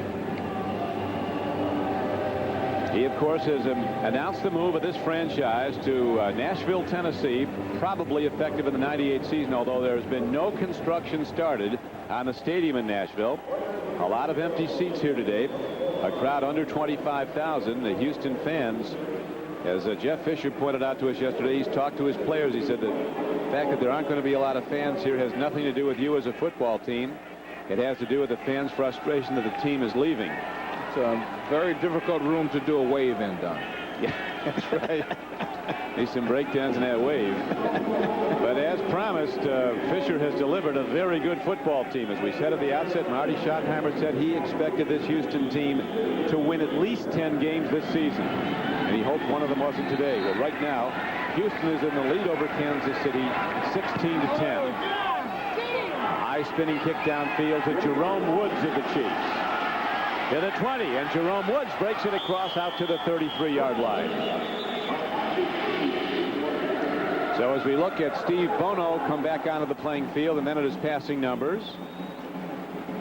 One touchdown throw today. That was to Tamarick Vanover. He'll have to be airing it out now with just 76 ticks left on the first half clock. 1:16 to go. You know, I still see Steve Bono as a player with something to prove. He had an excellent first half of the season last year. He's off to a great start here. As a starter, he's 20-7. That's the best among active quarterbacks. I think what Steve has to prove is that he can do it when the games get really important toward the end of the season and in the playoffs. He had a very difficult playoff game last year. Through the 3 interceptions that were so expensive in the loss to the Colts. Now he dumps it off. Does well to do that. He gets the ball to Todd McNair, who's looking for the sideline, but he's taken down inbounds. And the Chiefs will probably call, they do, a timeout. Joe Bowden, who's been making plays all over the field. You'll remember he forced that first fumble that turned into the first points of the game when Del Greco subsequently kicked a field goal. I want you to watch how cool Steve Bono is here on this play. I mean, things are kind of collapsing a little bit around him, just kind of flips it over. Very good quarterback, and as you said, McNair just simply trying to find a way to stop the clock. Steve Bono in his 12th year from UCLA. Well-traveled, 5 years with the 49ers, 2 with the Steelers, 2 with Minnesota. Now in his 2nd year as the starter for the Kansas City Chiefs. He was acquired from in a trade back in '94. Well, he's waited a long time for his opportunity, and certainly making the best of it. Good size at 6'4", 204 pounds. We know he can run. We saw him run 76 yards for a touchdown last year against Arizona. Now he throws the ball to Lake Dawson, who sprints to the sideline, stops the clock by getting out of bounds, and he might have a first down. Game clock down to 1:01 to play in the half. Kansas City, Beasley, with a good long-range field goal kicker in Stoyanovich, if they can get in position. Well, Houston right now will allow them those little out routes and in routes and then converge. They probably have one more freebie coming up here when it comes to a prevent type soft defense, but because of the talent of the kicker, they'll start running man for man probably after this play. And this play will be a first down. Penalty markers go down. Could be a free play for Bono as he is sacked back at the 36-yard line. But we could have Oilers jumping offside before the snap. Anthony Cook was in there awful fast. Coach Jeff Fisher. Offside. Defense in the neutral zone at the time of the snap, number 92. 5-yard penalty. Repeat the down. First down. Coach Jeff Fisher told us we have 2 quarterbacks with the best hard counts in the game. Let's listen in.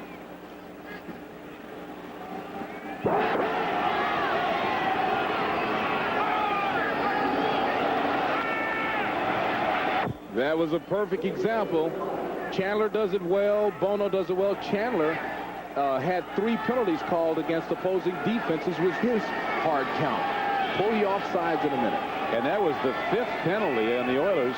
88 yards in penalties for Houston, but they do lead the game by 6. Terrific throw by Bono as he gets it out to Tamarick Vanover, who turns out on the defensive back Chris Dishman and makes a first down catch. And now they're getting into long field goal range, a 14-yard gain on that play, and still 53 seconds to go in the half. Well, Don, that was the last freebie. The defensive backs are in a zone, nice, comfortable cushion, allowing the receivers to catch these out routes and comeback routes. But as you mentioned, they are approaching long field goal range, and they'll start running some man-for-man, maybe even a little blitzing now. Jeff Fisher, a defensive specialist. He learned under Buddy Ryan at Chicago, where he played for 4 years as a defensive back. Bono hands off. They go to the run, and it's shut down quickly as Kimball Anders is knocked down at the 40. A loss of 2 yards on the play. Chiefs call another timeout. This is so they've got 1 timeout remaining. Marty Schottenheimer, a great locker room order, isn't he, Beasley? Don, I think he's the best in the business. I mean, I played for him when he was a defensive coordinator of the Giants. He says things that'll make you want to eat glass. What a great talker. Next Saturday at 4:30 Eastern Time, NBC Sports World answers the question, who is the NFL's most versatile back? And who is the NFL's fastest man? It's the NFL Run to Daylight. See some of the game's toughest running backs and fastest players as Emmitt Smith, Thurman Thomas, Curtis Martin, and others compete in a series of events that test speed, strength, agility, and pass-catching ability. That's the NFL Run to Daylight next Saturday at 4:30 Eastern here on NBC. 38-year-old Jeff Fisher has put a lot of time in changing the organizational setup of the Oilers as a football team. And he's really put a sound defense on the field and an offense that can strike and right now leads the game. But Bono makes the throw this time, trying to get Kansas City in position, and the ball is back down inside the 20-yard line as Keith Cash makes the catch. Keith Cash somehow circled in and found a nice little... Their third and final timeout. This is a 30-second timeout. He finds a nice little spot in the zone and curls into it. Steve Bono recognizes it right away. There's Cash coming off the left side of your screen. Everyone else is man for man, but you see he circles in, probably beating a linebacker. I won't say that definitely because we're not privy to the call, but probably beating a linebacker as he turns in to make the catch. And you'll remember that Keith Cash, the previous time he caught the ball, followed it up with a fumble that set up the last Del Greco field goal. Kansas City working a very well-done drive here in the closing seconds of the first half. The Chiefs are out of first downs. That was their third. They have a first down, the ball positioned at the 18-yard line of the Oilers. So Steve Bono will be pitching towards the end zone 3 times, and that doesn't work. They'll go to Stoyanovich. Well, that last play was a very well-designed play. They knew that it would be man-for-man coverage and got the single with Cash against the linebacker and made the play. Back up now at left tackle for the Chiefs. Jeff Criswell is in for John Alt, who went out with a stiff neck. Questionable whether or not he'll return. Here's Bono looking at the end zone. He makes the throw, and it's broken up. More brilliant play in the secondary continues as Chris Dishman, right with the receiver, Chris Penn, knocks it away. That is so much pressure on a defensive cornerback because watch the blitz. It's completely picked up by the offensive line of the Chiefs. When that happens, it's usually a touchdown, but Dishman is so talented, he's in perfect position. Boy, that's a really good move. Direction. That's good. That's a good move by the wide receiver. Chris Penn forcing Dishman to make a 360 turn, but he has the athletic ability to do it. Well, that's normally a touchdown down when they pick up a blitz that completely. He was out there alone. Down a defensive back play on both sides. You could put up make a coaching reel out of it. Bono throws, and he makes the connection, and into the end zone is Lake Dawson. And the Chiefs go down the field, but there is a penalty marker down. Yeah, they waved it off. They're waving it off. Delay of game. It is a delay of game before the snap of the ball. Number 13, 5-yard penalty. But Don, very dangerous by some of the Houston defenders to trust that that call is going to be made. They just stood there and allowed the guy to catch it. The heartbeat of Coach Jeff Fisher quickens. Ball will be positioned at the Oilers' 20-yard line. Please return the game clock to read 31 seconds. Not this again. That way they did it in a hurry. Game clock with 31 seconds left. Kansas City with a tough opening game going on the road. They seemed to open on the road every year. Bob Moore was saying that we didn't know why we did this year because the Royals aren't home. That's a dangerous move to make that the Houston Harbor defense just did. They saw the time run out and trusted that the play would be called against Kansas City. Arrowhead will be packed next Sunday when the Raiders come to Kansas City. Bono takes a look, lofts the ball, a man is open. Lake Dawson, touchdown Kansas City. And the Chiefs are within an extra point of taking the lead. Blown coverage.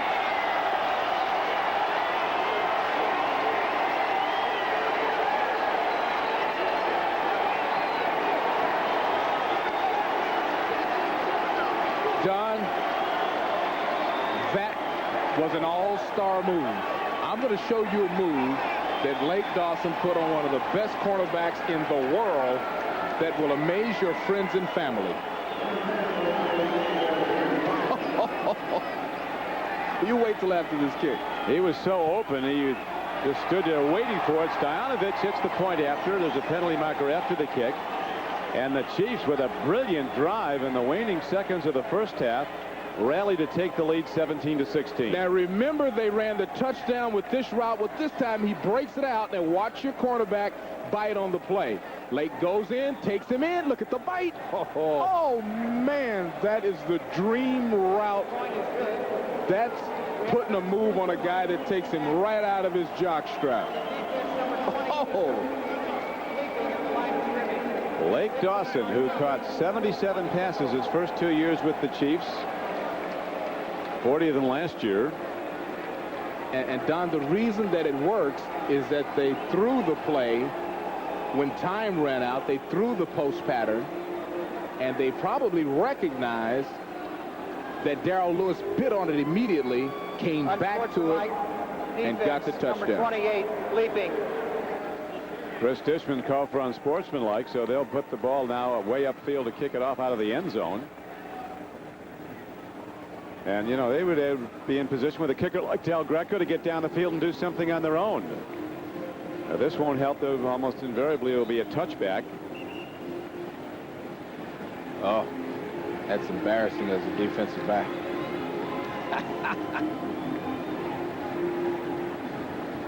Dishman got up on top of somebody, trying to block the extra point. Okay, now right above the referee, it is illegal for you to use another player to catapult yourself higher. See, he jumps up over the offensive line. It's a rule that was put in for the safety of the athlete. You're not allowed to do that. And on the penalty, Stojanovic kicks out of the end zone, kicking off from his 45. So the Oilers get no return because of that penalty. The Oilers have now been penalized 8 times for 88 yards in this first half. 52 on one play. But Chandler, he can work big plays. Chris Chandler out of the University of Washington is 6'4", 228 pounds. Last year he played at 10 pounds less. Had some shoulder injuries, went to the weight room and said he feels a lot stronger to take the hits, and he's taken some licks today. Well, I think that is so smart for a quarterback. Probably the best at it is our guy here at NBC, Phil Simms, set the standard when it comes to weightlifting in order to stay healthy. And a lot of quarterbacks are picking up on that now. Yep, Phil used to lift weights with the linemen, and when he did, he started going to the Pro Bowl. Tremendous game in Houston as halftime comes, and Jeff Fisher and his Oilers, who led virtually the whole first half, find themselves down 17-16. So they both go to the locker room to regroup. Another 30 minutes of Rock'em football coming up. The NFL on NBC halftime report is next after these messages from your local station. Now another NBC flashback. When last we left Third Rock, the mission was in the grisly grip of Evil Dick. I'm your new High Commander. You will refer to me as such. Okay. Such. But what's this? Good Dick left whining in the cellar. And this fall, is Good Dick's fate hermetically sealed? Will Mary succumb to a monstrous mimic? Let Daddy drive. Is this Life on Mars or Dennis Rodman on the one-hour season premiere? I'll give you $800 for this. The answer's this fall, NBC Third Rock from the Sundays. No matter how high the thermometer climbs or how sticky the humidity gets, nothing will be hotter this summer than the deals you'll get during Jeep Summer Days, where you can get up to $1,150 in option package values on Jeep Grand Cherokee, values over $1,800 on Jeep Cherokee Sport, including no-charge air, and deals that are truly steamy on the all-new Jeep Wrangler. But you'd better hurry in, because deals this incredibly hot are bound to cool down fast. See your local Jeep and Eagle dealer. Well, Mr. Big Time, I guess since you signed with Price Chopper, you think you're some kind of superstar. Well, not on this team. You can't wolf down everybody's food and get away with it. Do I make myself clear?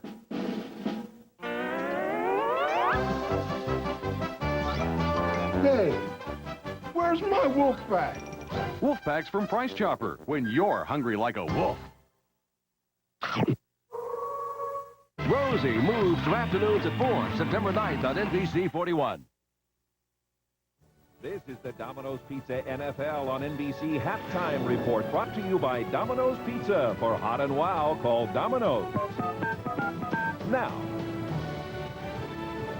Welcome to those of you who have been watching the Kansas City Chiefs and the Houston Oilers. Greg Gumbel along with Mike Ditka, Joe Gibbs, Chris Collinsworth in our studio here in New York. We run down the scores for you and the highlights as well. The Oakland Raiders at halftime are leading the Baltimore Ravens, or the Oakland Raiders lead the Ravens 14-7. That's Johnny Yu saying hello to Ravens coach Ted Marchibroda before the game.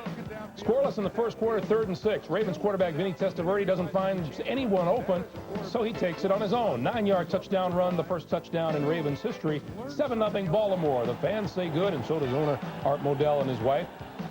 Quarterback Billy Joe Hobart of the Raiders, though, subbing for injured Jeff Hostetler. 7 yards to Tim Brown to tie the game at 7.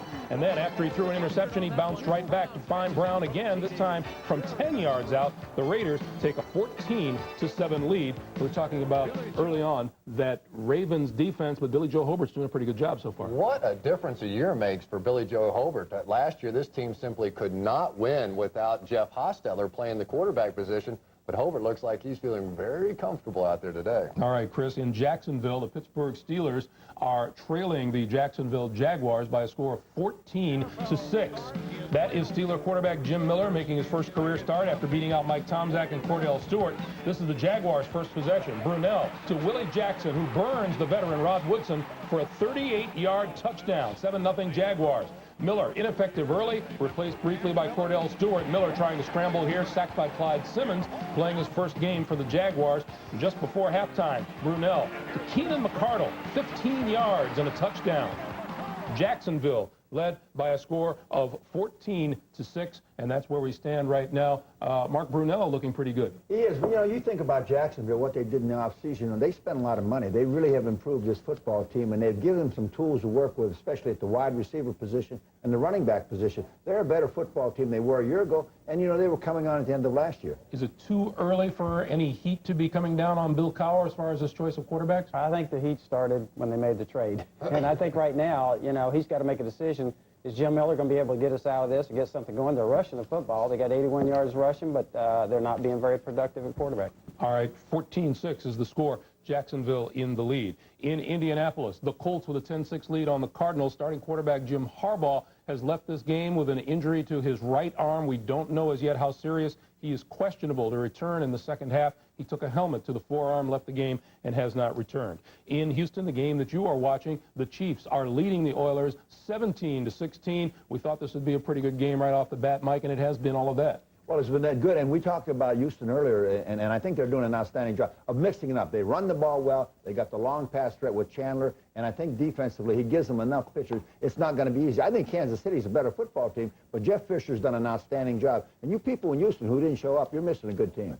All right, Mike. In Washington, NFC East battle between the Eagles and the Redskins. The Eagles lead at 17-14. Washington has closed the gap on a Terry Allen 48-yard touchdown run.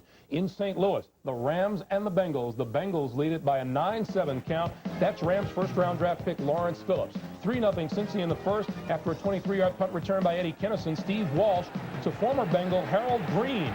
And Green will ramble 17 yards to the 1. And on the very next play, Lawrence Phillips over the top, breaks the plane, his first NFL touchdown. But 3 Doug Pelfrey field goals have the Bengals in the lead by a score of 9-7.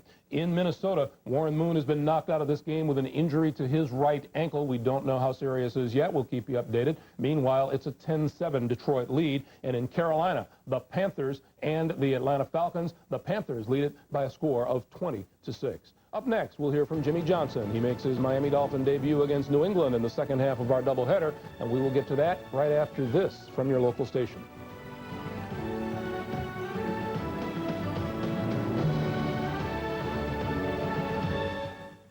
There are few that know the truth. What you're doing can't stay hidden forever. The rest of us What's happening, John? have been kept in the dark. There are forces out there far more powerful. Until now. Who are you? Where the skies end, an invasion has begun. Welcome to the dark skies. NBC Saturdays in 3 weeks. Fire! Why not me? Time will come. Dark Skies, NBC Saturday in 3 weeks. Keys to winning the game. 1, win the battle in the trenches. In a new Chevy S-Series. 2, take advantage of opportunities. Like tickets to Sandstone with any S-Series test drive. And 3, avoid costly mistakes. Like paying too much. S-Series now just $169 a month. Any questions? Can I borrow your keys, Coach? To my Chevy? He'd have a better chance of getting a long-term contract. See your local Chevy dealer now. Home Improvement moves to weeknights at 6:30, September 9th on NBC 41. On NBC Halftime Report, brought to you by Domino's Pizza. For hot and wow, call Domino's. Now.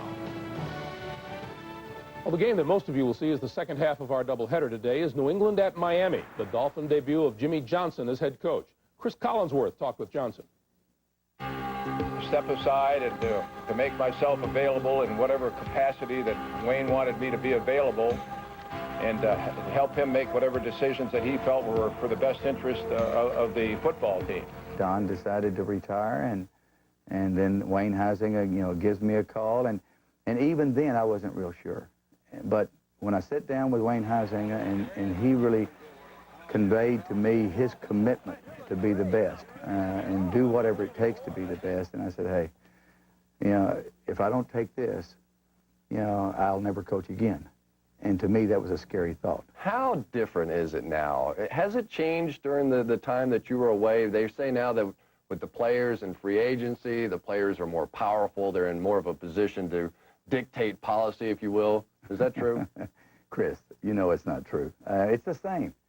Players are players. Players are going to do what you demand that they do. You've got certain expectations for them. They're going to do it. You just got to be firm with them. If the guys respect you, if they somewhat like you, and if they're still concerned about getting a check on Tuesday of the week, whenever, they're going to respond. If you're going to talk the talk, you got to walk the walk. If you win the Super Bowl again, be it this year, next year, sometime in the future, what would you do? Would you come back and coach? I really don't know. I don't know that any of us can ever say, well, 3 years down the road, 4 years down the road, or even a year down the road, what you're going to do. Situations change. Your outlook changes. I don't really know. I'm really enjoying what I'm doing right now. I am driven to go back and be the best and get another ring. For all I know, I'm liable to be here for a long time. My track record is 5 years Oklahoma State, 5 years Miami, 5 years Dallas. And some people say, hey, I get bored after a while, even if we're winning. We were winning at those places, but I wanted to leave. I don't know. We'll just have to wait and see. I know this. I'm excited right now. I'm excited for today. I'm excited for this week. I'm excited for this year, and we're going to be the best that we can be. Jimmy Johnson gets the new era kicked off against a New England Patriots team that was tremendously disappointing a year ago. Figures to be a lot better this year, this time around, Joe. I think Bill Parcells was embarrassed last year, and I think he sat there this whole offseason. What did he see? He saw a team, his football team, that was last in defense, led the league in most pass attempts. I think he's going to try and correct that today. He's going to try and run the ball at the Dolphins, who are suspect on defense anyway. Joe, he had a miserable quarterback a season ago. Drew Bledsoe just was not a happy guy. They moved Chris Palmer from wide receiver coach to a quarterback coach, not just to work on the fundamentals of playing the quarterback position, but to really be his friend. And that was what he missed. He just wasn't a happy guy. And now I think Drew Bledsoe is one of those guys that his performance and what's happening off the field could well make him a better player on the field. And you've got a coaching matchup today, Mike. If you can ever really be intrigued by a coaching matchup, Bill Parcells and Jimmy Johnson. Well, you got just what you want. You got, as Joe said, you got two coaches who want to run the ball. They want to win with a running game. They want to run with defense. But these are two coaches right now that don't have all the pieces in the puzzle. They're going to have to win by throwing the ball. Yeah, shades of their days in the NFC East. Most of you will see the Patriots and the Dolphins, and others will get the Jets and the Broncos from Denver, or the Seahawks and the Chargers. And our NFL and NBC halftime activities continue.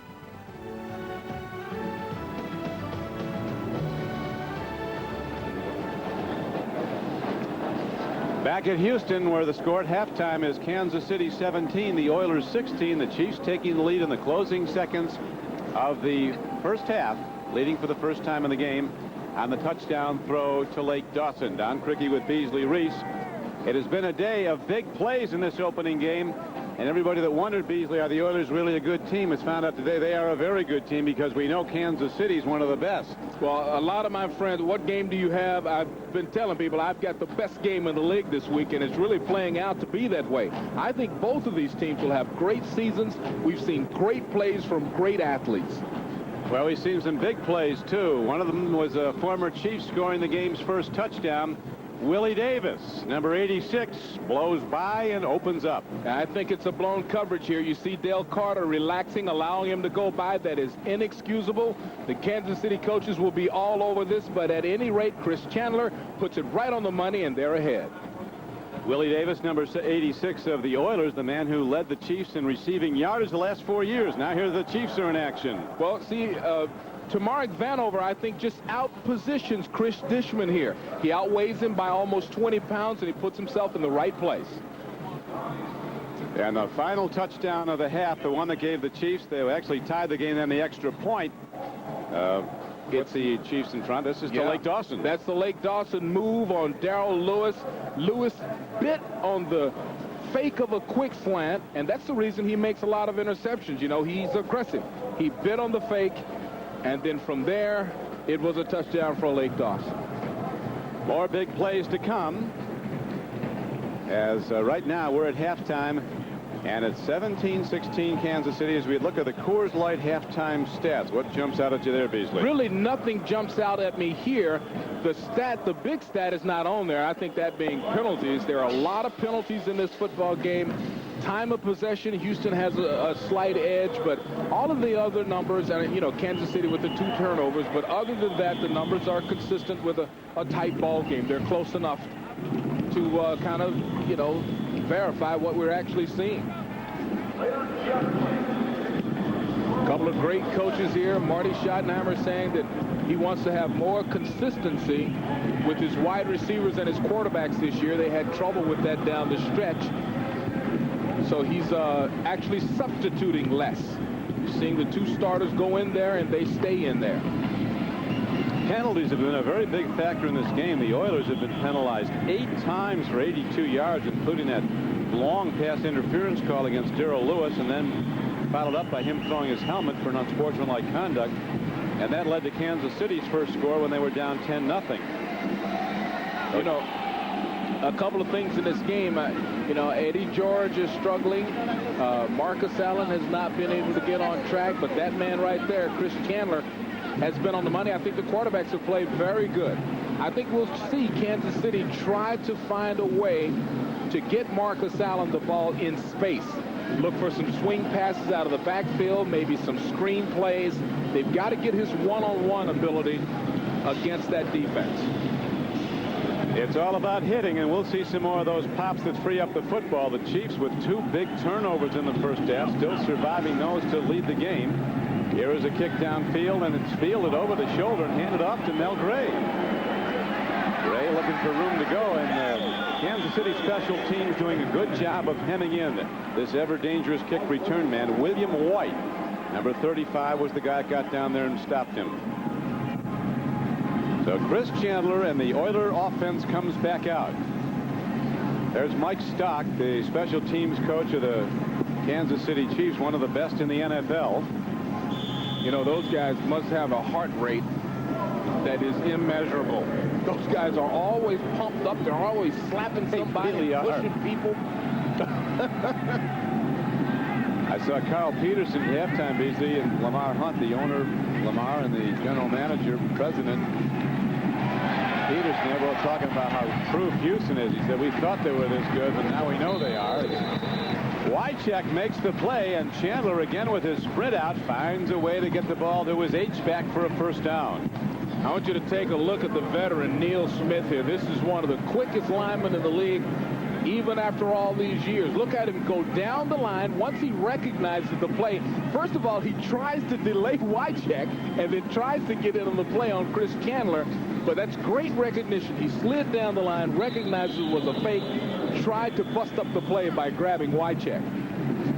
But Wycheck gets ahead to the 30-yard line. It's a first down for Houston, and there's a player down now for Kansas City. Talking to Lamar Hunt at halftime, a lot of people still point to him as we just mentioned. There's a player down for Kansas City, Lamar Hunt, the owner of the then Dallas Texans in 1960 that moved to Kansas City to become the Chiefs. And people said if it wasn't for Lamar Hunt and his leadership and integrity, there never would have been an American Football League. Lamar called the group of early owners like Bud Adams of the Oilers and Ralph Wilson at Buffalo the Foolish Club, because it was a long shot this thing was ever going to work. Looked like it might have been Mark Collins who went down. Okay, let's take a look. Coming in here at the top of your screen, Mark trying to make a play, and really what happens is Wycheck is a big man.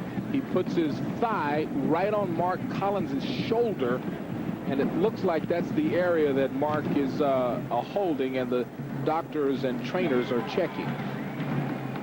Mark with a great career, of course, with the Giants, a couple of Super Bowls, super cornerback. And as he has aged, they moved him inside to safety, where he had a super season last year. One of the nicest guys in the league, a fun guy, and a super football player. He jumps up and runs off the field here. Terrific player, an 11-year veteran. He was going to retire this year, as you know, Beasley. Then they thought really after the disappointment of the Colts loss, he'd like to make another run at a Super Bowl. As you mentioned, he played on 2 Super Bowl winners with the Giants, Super Bowls 21 and 25. He was a key defensive back and a very relied-on player. And it was, of course, Mark Collins who beat the Oilers last year when he picked up that Todd McNair fumble late in the game with just seconds remaining and ran it back in last November. This that shot on the shoulder that Mark took, you can see him holding it and bent over, holding the arm stable. Let's take another look at that. Here he is once again coming in at the top of your screen.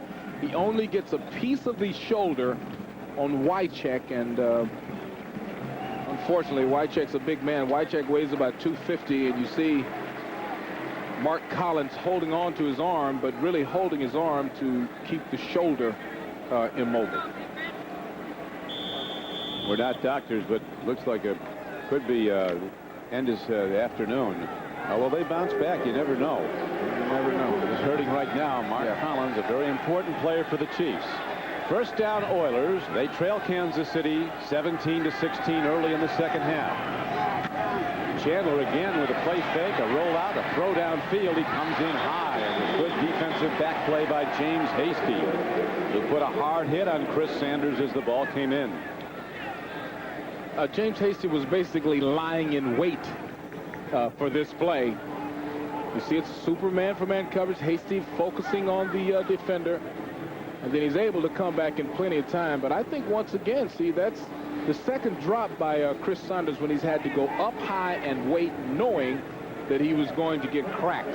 That's a little concentration issue that he'll have to work on, focusing on catching the ball, knowing that you're going to get popped. He's been getting popped all day. He has made some big plays. Now we go to the run as the Oilers try to catch the Chiefs coming. And the penalty markers are in the backfield of the Houston Oilers. This could be their 9th penalty of the day. Virtually all of them on their offense. It's been a hair-trigger Kansas City defense. These guys are, at the blink of an eye, are off after the quarterback. Big defense and very fast. Sally Amu at 320 pounds. Joe Phillips at over 320 pounds. The 2 tackles. Vaughn Booker at defensive end. He's a fast guy. You know, Phillips, Don, they wouldn't even give us a weight on the guy. That's right. He's just very big. Estimates. They wouldn't give you exact weights. Offside. Defense, number 58. 5-yard penalty. Repeat the down. Second down. Derek Thomas left early.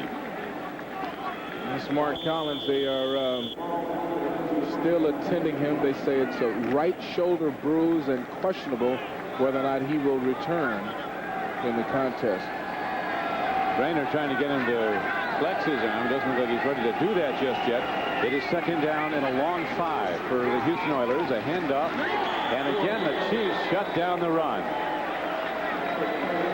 Well, this is a long day for Eddie George. Martin Bayless got in there. So far, I should add. Yeah, something about these great backs. They'll break one. Let's take a look and see if there was anything there. You see, you know, you just threw out the numbers of this defensive line in the air. He's doing a great job. And Bayless plays, he's a tweener, like half defensive back, half linebacker. He comes in and makes the play there. That brings up third down for the Oilers. Big rush, good protection for the moment. Chandler sidearms the ball and makes a connection, running in the open field. And inside the 40-yard line is Derek Russell. And on a third and long play, Chandler brilliantly loses the pass rush with a rollout and hits his man. Now, the first thing that he had to do was avoid Derek Thomas. You watch Derek come in at the top of your screen, trying to get to him. Chris recognizes that he's got to back up to get around Derek, finds his target. Now, watch the catch. Russell has super hands. We've seen him make a couple of catches in traffic today. He's a very good receiver. He is a very underrated player. Derek Russell, you see his 2 catches for 40 yards. That was a huge one on third and long. The Oilers down by 1. Looking to throw deep as Chandler lost the ball downfield. He has a man down there. That's Davis, and it's broken up at the goal line. Dale Carter was right with him and separated Willie Davis from the ball at the goal line. What a game. I love it, and as an old defensive back, to see these cornerbacks and wide receivers dueling downfield, it doesn't get any better for me. They are dramatic plays, long balls, and look at Carter timing his jump in excellent position to knock the ball away. Actually more of a middle-aged defensive back, not an old one yet. Is that what I said? Did I use the word old? Oh, my goodness.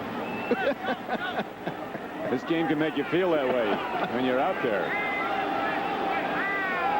Second and long, second down and 10. Here comes the blitz. Woo, this time Chandler runs right into a pass rusher, Derek Thomas. He tried to roll left, the waggle or the bootleg, whatever you want to call it, and they stick him and knock him down for a big loss. Well, the blitz was made.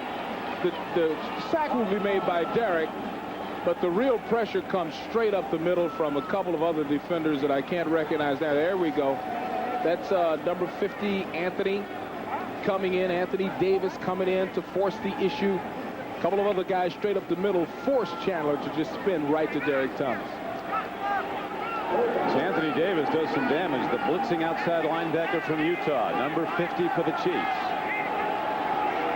On third and long, Chandler stands in. A long ball. Again, the defensive backs are there. Brilliant coverage by the Chiefs. Dale Carter running stride for stride with Willie Davis. See, I love this, Don. We're not just handing off in a cloud of dust here. You're getting everything. Getting short passes, bombs, interceptions, knockdowns, running plays. This is a really excellent mixing of the play calling for both teams. Chiefs had to go high to keep Dale Carter. He signed with the Minnesota Vikings, where his brother Jake Reed, the receiver, plays. And the Chiefs had a chance to match the offer. They did and kept him. Vanover now back for Kansas City, anticipating the punt from Reggie Roby. It's a high one. Vanover signals for and makes the fair catch at the 12-yard line.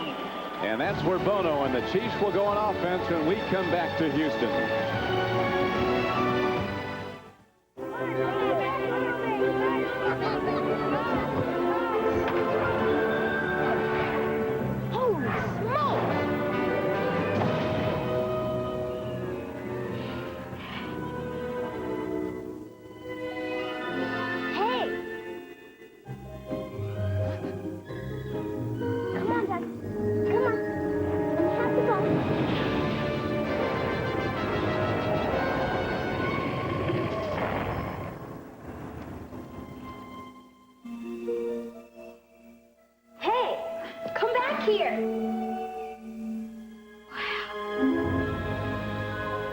Welcome to my garage. Go ahead, look around. That is the original 240Z. It's a real beauty. This is the first small truck in America. Dogs love trucks. Over here. Whoa, I bet this thing hauls. It won 3 consecutive world championships. fool. Any car can get you where you need to go. A special car gets you there with a smile on your face. Remember, young man, life is a journey. Enjoy the ride.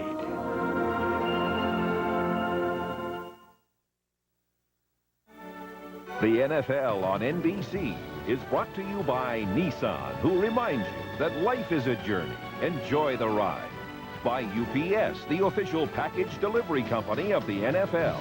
By Reebok, are you prepared to say, this is my planet? And by Nicotrol, 6 weeks, 1 step. Take control with Nicotrol.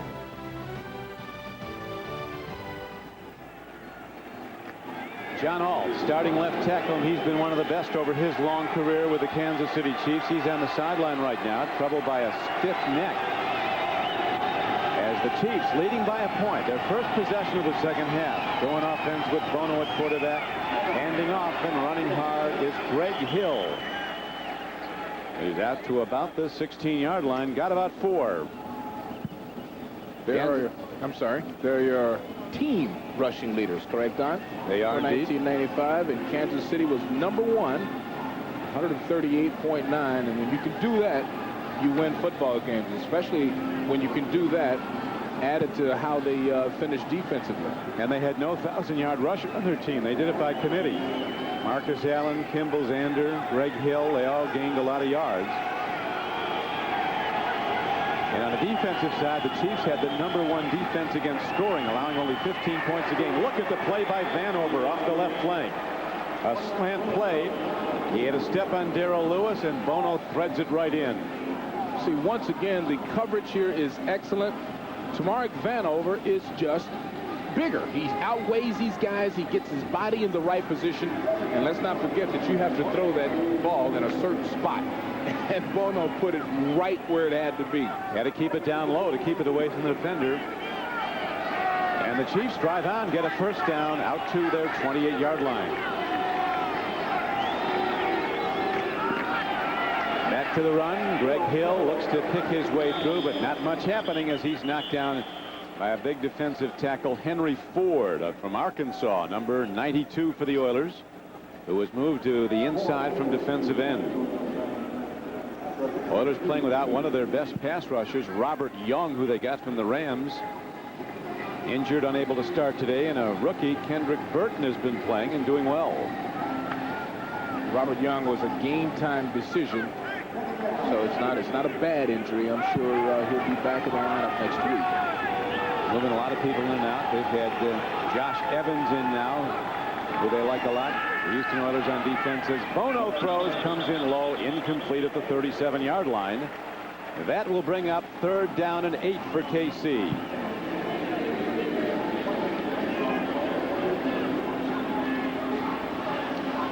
Well, you're seeing super defensive play. Both sides of the ball. That was a blitz on that play. Bono, luckily they had a rollout call that got him away from the blitz, but it still was too much pressure for him able to have a completion there. It's a 1-point game early in the 3rd quarter. The Chiefs leading the Oilers 17-16. Bono on 3rd and 8. They pick up the blitz. He delivers the ball for a first down. Terrific throw, and it was to Tamarick Vanover. First down, Kansas City. 17-yard gain on the play. Well, they're coming again. Look on the outside here. That's Michael Barrow. He almost gets there. He'll fall right at the feet of Bono. Bono steps up perfectly. And there's the big fellow again, Tamarick Vanover at the top of your screen. Just a simple little curl route, finds a little opening in the seam. I love it when they catch it with their hands. You can do much more after the catch when you catch with your hands. You catch your body, you have to throw your body up in the air. Now that misdirection play that worked so well before does again on first down. It's good for a gain of almost 8 yards. Mac Judge throws in a penalty marker after the tackle by Marcus Robertson.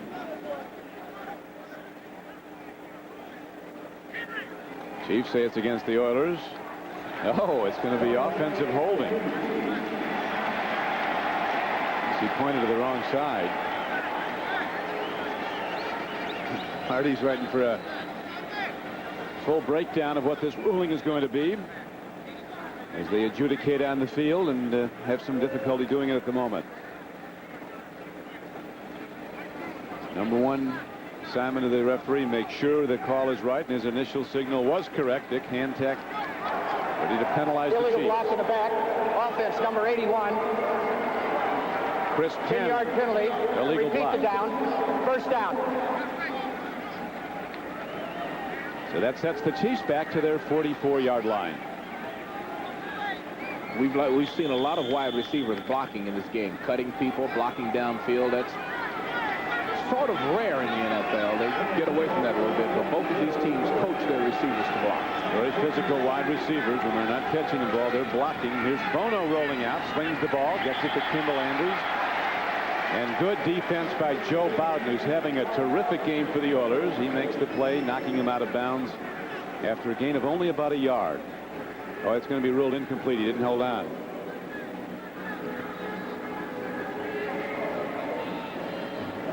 .7:56 to go in the third quarter. Philadelphia holding to a 17-14 lead over Washington. A lot of close games on opening day 96.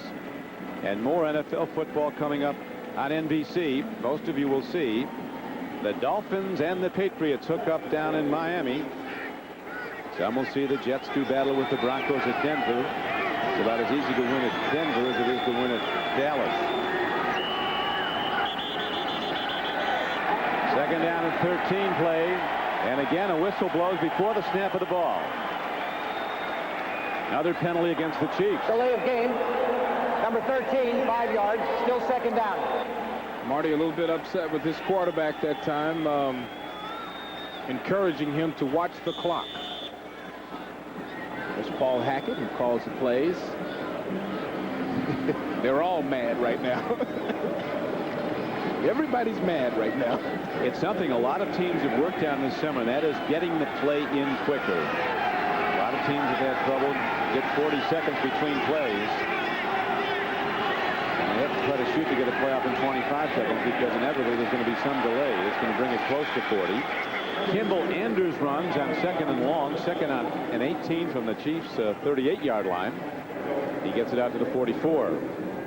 Josh Evans makes the stop for the Oilers, a player that his teammates were raving about, number 91. They all said, watch out for Josh Evans as a rising star.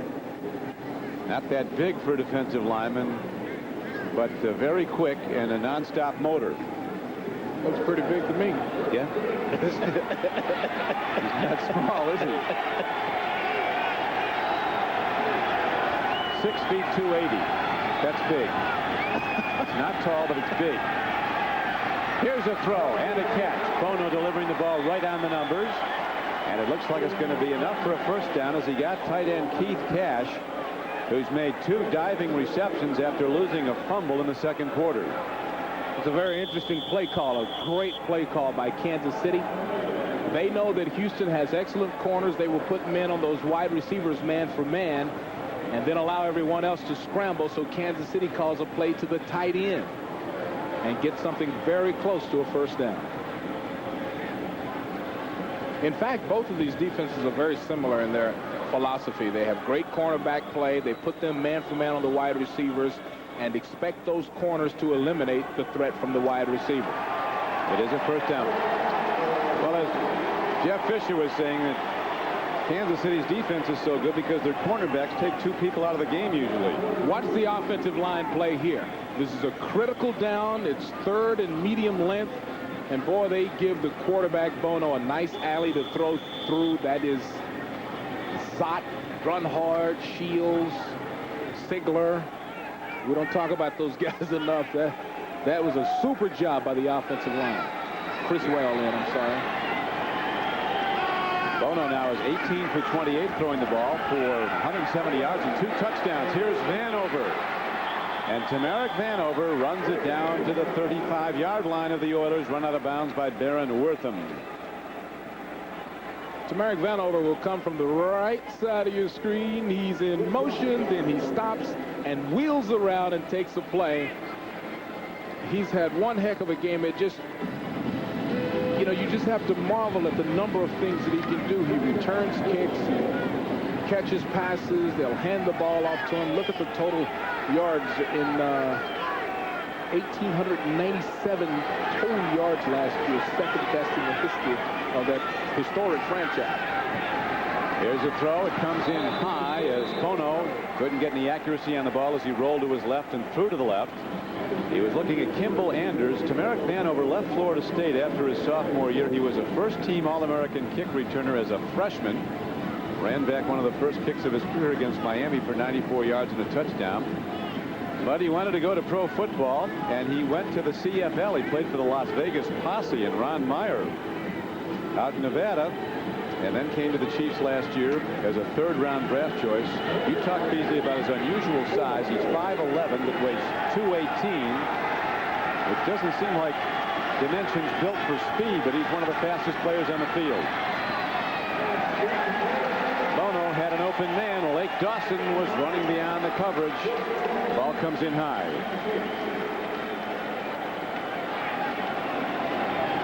Well, this is an interesting moment in this contest. Fourth down, ball at the 37. Marty's holding his quarterback in the game. Uh-oh.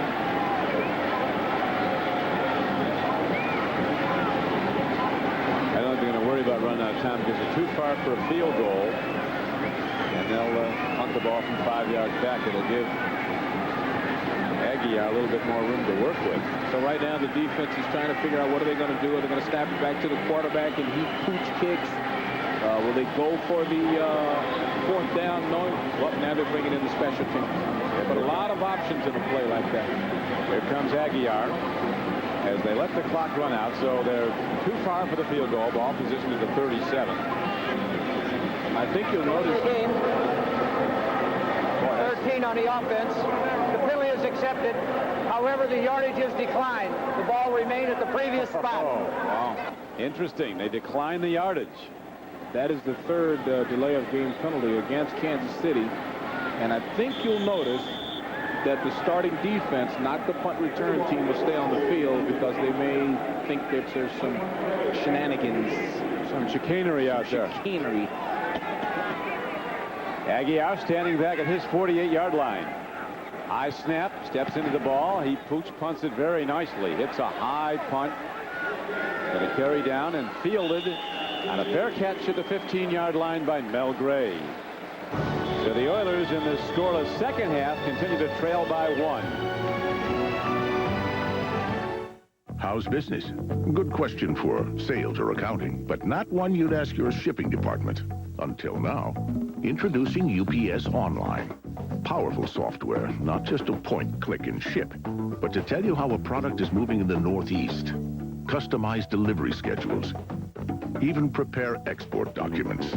With UPS Online, your shipping department becomes a high-speed on-ramp to the information highway. UPS, moving at the speed of business.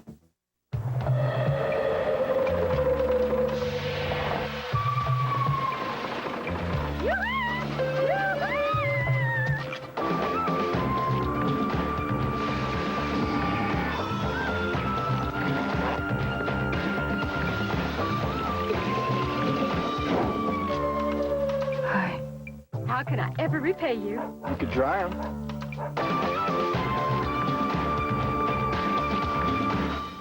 It's fall. That means two things: football and projects.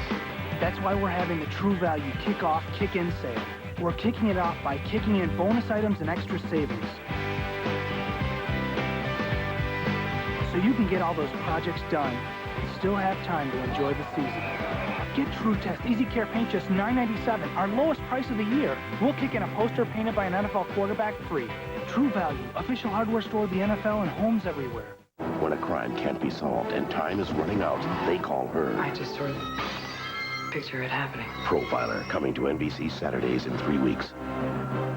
Coming up next, Jimmy Johnson premieres in the AFC when he leads the Dolphins against Parcells and the Patriots. Or regional action next on NBC. Baltimore back to within 1. And there is the QB of the future for the Houston Oilers, number 9, Steve McNair, the second-year player from Elkhorn State, who greatness is predicted for, and he's been effective when he's been in there so far. 2-0 as a starter as a rookie. Had a good preseason. Right now, Chandler's the man. He's been very effective as the big defensive tackle Joe Phillips stops the run. McNair, though, is being everybody criticized the Oilers last year, Beasley, because they didn't shove this guy right in the lineup. But he's coming along beautifully, and a lot of these young quarterbacks like Heath Schuler and Trent Dilfer, who are high first-round picks, they're really struggling because they were forced into the lineup and they just weren't ready. And a lot of them lose their confidence, and it takes them a couple of seasons to get the mindset that they had when they became #1 draft choices in college. So I think they're doing it the right way. 2nd down and 8. Back to the run. And this time the Chiefs defense gives up about 4 yards. They haven't given up much. Building a winner. Well, a lot of teams are following the lead of San Francisco and Dallas, who did it with offense, not defense. They did it with 3 great players. The 49ers with Montana, the great QB, Roger Craig, the great runner, and then the great wide receiver, of course, Dwight Clark. Dwight Clark was the first. And, of course, came the greatest of all. And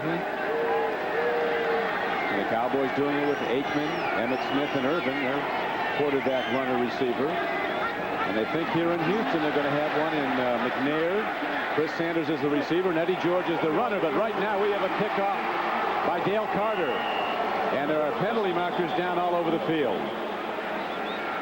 I think Chris Chandler knew he had a free play and just threw it up because KC was offside. No, they're saying Houston was offside. Offsides. Defense, Okay. number 97. He pointed the wrong 5 way. yards. First down.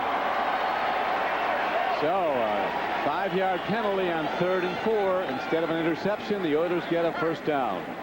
Yep, it's a big Saliamua. Being too eager on the blitz. Quarterback cannot do that with There's Danny. That is a foul. Mr. Hancock, that is a foul. So Marty is accusing the quarterback of the hard count. But Marty didn't complain when Bono pulled him off. Bobbing his head.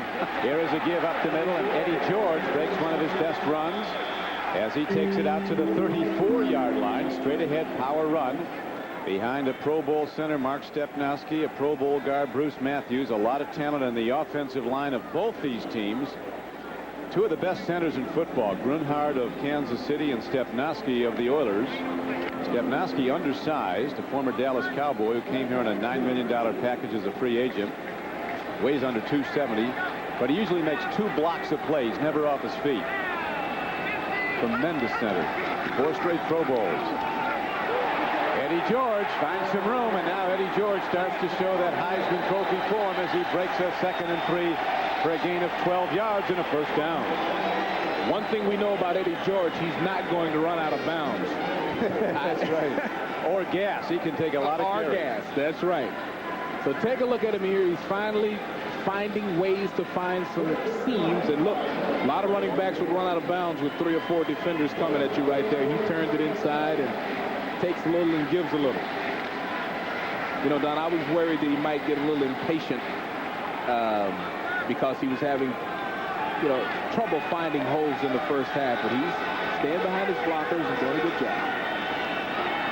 Chandler now throws. He makes a connection on first down to his H-back, Frank Wycheck from Maryland. Wycheck, a sure-handed receiver, gets out of bounds after gaining about 4 yards on the play. You know, I want to mention one more thing about the quarterback situation at Houston.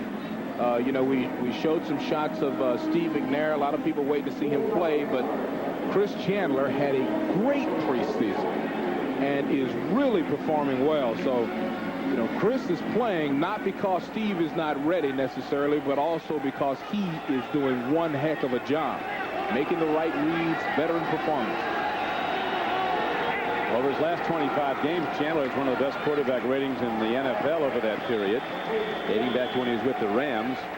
Ryan Washington makes the stop on Derek Russell, but it's very close to a first down. It'll bring up 3rd and about a yard. So once again, we're praising the Houston coaches for bringing Air McNair along slowly, but they also have the luxury of having a super veteran quarterback in Chris Chandler right there that they can, so they have that luxury. Eddie George, the rookie, continues to run at the I-back position. The fourth Heisman Trophy winner drafted by the Oilers over the years. Billy Cannon, Earl Campbell, Mike Rozier, the others. On 3rd and short, we'll see if the Chiefs were drawn offside. False start. They were. Offense, number 88. Prior to the snap, 5-yard penalty, still 3rd down. Right at the end of the line right here, you'll see your tight end, Roderick Lewis, in preparation to block, gets a little movement, and the defensive linemen know exactly what to do when they catch you moving.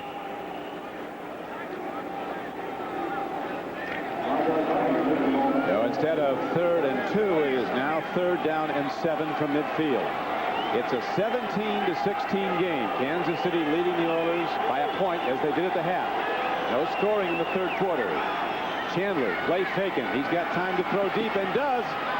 Whoa, did he get hit early? It looked like it was close, but they're apparently going to rule that Anderson was right there on time. Darren Anderson timing his hit just as the ball arrived. Looked like it might be early. Well, here's a great look at it. We'll find out if it's early. Yep, he got an arm out. Yeah, he got the arm out, but you know, the rule on that is that if you don't impede the guy's progress, if you don't turn him, pull him, sometimes they'll let you get away with that one. So watch here. I mean, he simply lays the right hand on the shoulder. He doesn't pull him, does it? Yeah, he does pull him a little bit. Yeah, that was just a hair early, but it's hard to see that. Remember, we had to use slow motion replay to see it. High punt, hit downfield. Vanover, live ball, and the Chiefs fall on it at the 32-yard line. So with 1:08 to play in the 3rd quarter, the score remains the Chiefs 17, the Oilers 16. Your daughter has an American Express student card. She'll be able to get great deals on flights home. It gives you more choices. With that card, you can extend the payments. It's very flexible. You're going to get a reward point for every dollar you spend. Our senior member card has a lower fee. It gives you some more options. I'm sure we've got a card that'll work for you.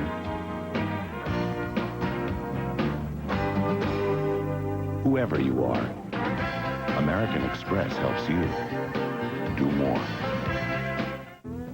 Everything you've ever read or anybody's ever said about Darlington is true and then some. Things happen quick. Trouble happens quick. You know, it's a tough racetrack to race on. You look at the wall and see all the tire marks, see all the places people have made mistakes. You have to drive it to understand how tough it is and what they mean when they say too tough to tame. Busch Beer is proud to bring you the great tracks in NASCAR, now featuring the Darlington Raceway. You're on the edge all the time here. I mean on the edge. Did you reserve the car with Hertz? Not exactly, but it's a good deal. Are they as fast as Hertz? Not exactly, but what's the rush? We're on vacation. Dad, are we lost? Hertz gives you computerized directions. Honey, this is not exactly Hertz, okay? I hope they have the same emergency road service as Hertz. Not exactly. In Rent-A-Car, there's Hertz, and there's not exactly. Make sure you choose the right one. Are you sure this is the way to the hotel? Not exactly. Did you hear that? In 63, he entered the center. He's already demonstrating more talent than any of our others. In 96, he'll escape. He's a pretender. I can be anything I want to be. A new hero is out there. Santa wants him alive. Preferably. Saturdays this fall, the masquerade begins. You a doctor? I am today. The Pretender, NBC Saturdays this fall. To Mark Vanover, the receiving guy here has to have a clear opportunity to catch the ball, but you see 88, the tight end, Roderick Lewis, impedes his movement toward the ball. So had Houston have recovered that ball, an alert officiating crew would have given it back to Kansas City. I would have thrown a flag. So you have to give the guy a clear opportunity to field a punt. Vanover, though, having a big game, as he always does, and as the Oilers are pointing out, anytime he gets his hands on the ball, the whole defense tightens because he can go from anywhere on the field into the end zone. A game breaker. Chiefs by 1. 1:08 to go, 3rd quarter. Vanover in motion as Bono hands off. And trying it straight ahead is Greg Hill, and the Oilers shut that down with some hard licks up front. Blaine Bishop, the Pro Bowl strong safety, came up and hit the runner. Well, that's an amazing read by Blaine, isn't it? You better hope it's not a play fake. Boy, If that was a fake, oh my goodness, what a great read. Bishop, as Marty Schottenheimer said, Blaine Bishop at strong safety and Michael Barrett outside linebacker are as good as anybody in the league at those positions right now. Bono on 2nd and 10 stands in. He's got an open man, gets the ball to Greg Hill. Moving ahead, and Hill has a first down for the Chiefs out to the 46-yard line. Well done by Greg Hill, the runner from Texas A&M in his 3rd year. First round pick of the Chiefs in '94. 16-yard gain on the play. And that will do it for 3/4 of play here in Houston, as the score remains the Chiefs 17, the Oilers 16. We'll be back after these messages from your local station.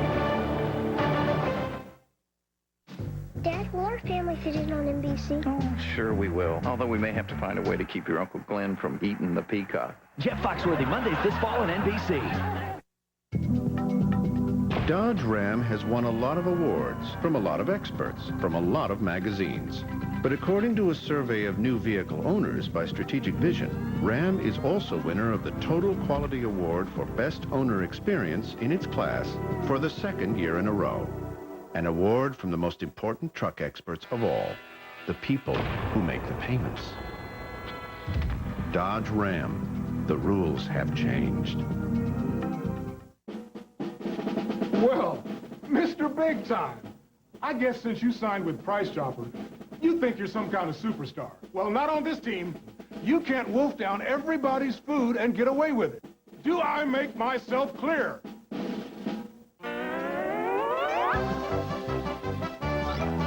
Hey, where's my wolf pack? Wolf packs from Price Chopper when you're hungry like a wolf. On July 3rd, a car out of nowhere cut short Amy Powell's plans for a 4th of July weekend in Garden City. With a crushed foot, multiple leg and rib fractures, abdominal damage, chest and head injuries, she should have died. But she didn't, and she firmly believes there are 3 reasons why: her seatbelt, her will to live, and the expert holistic care she received at St. Joseph Health Center's nationally recognized Level 2 Trauma Center. It really matters which hospitals your health plan allows. Just ask Amy. Watch Elizabeth Alex and Tom Lawrence, weeknights only on 41 News. Presented by the authority of the National Football League and is intended for the private use of our audience. Any rebroadcast or other use of this telecast without the express written consent of the NFL is prohibited. This is Don Criqui with Beasley Reece. Back in Houston, the Kansas City Chiefs' Neil Smith backing down some ice. He's had a big day, had a sack earlier today. But the game has been a slug it out, down in the trenches, knock him down game from start to finish. A lot of big plays, but a lot more hitting. And the Chiefs protecting a 1-point lead. Go to the run, and Greg Hill is submarined at the line of scrimmage. On a first down carry, he is taken down on a very good defensive play by Henry Ford, who's moved into defensive tackle number 92. These guys are playing some defense. That's excellent penetration by Ford. Also Baron Wortham. When you destroy a play at the line of scrimmage to the point where you get 2 or 3 yards into the backfield, it's very difficult for an offense to execute. Blowing the play up, they call it. That's it. Bono bringing his team in and out of the huddle at their leisure now. 2nd down and 11. There's a terrific play executed by the Chiefs. He fakes the handoff to Hill, swings the ball out to Tamarick Vanover, and then Darrell Lewis stays with Vanover and hauls him down after a gain of about 6 yards. It almost went the distance. You know, that was just super defense. Now watch from the beginning, Michael Barrow from the outside, forcing the issue very quickly. Dishman right on the receiver when he catches the ball. As a result, they gain only a couple yards on the play. So that's 2 plays in a row down where the defense just simply forced something to happen immediately. Shut it down. Brings up 3rd down, and the Chiefs need 6. Markers are down. Bono throws, and it was on the hands of Joe Bowden. He almost picked it off. It's on the hands of the wrong guy from the Kansas City perspective. Could be an offside against the Oilers. That's what the Chiefs are signaling anyway. But what else would they signal? Not against themselves. Gary Walker was in the neutral zone, it looked like, at the snap of the ball. Defensive tackle for the Oilers. Offside defense in the neutral zone at the time of the snap. Left defensive end, 5 yards. Repeat the down, 3rd down.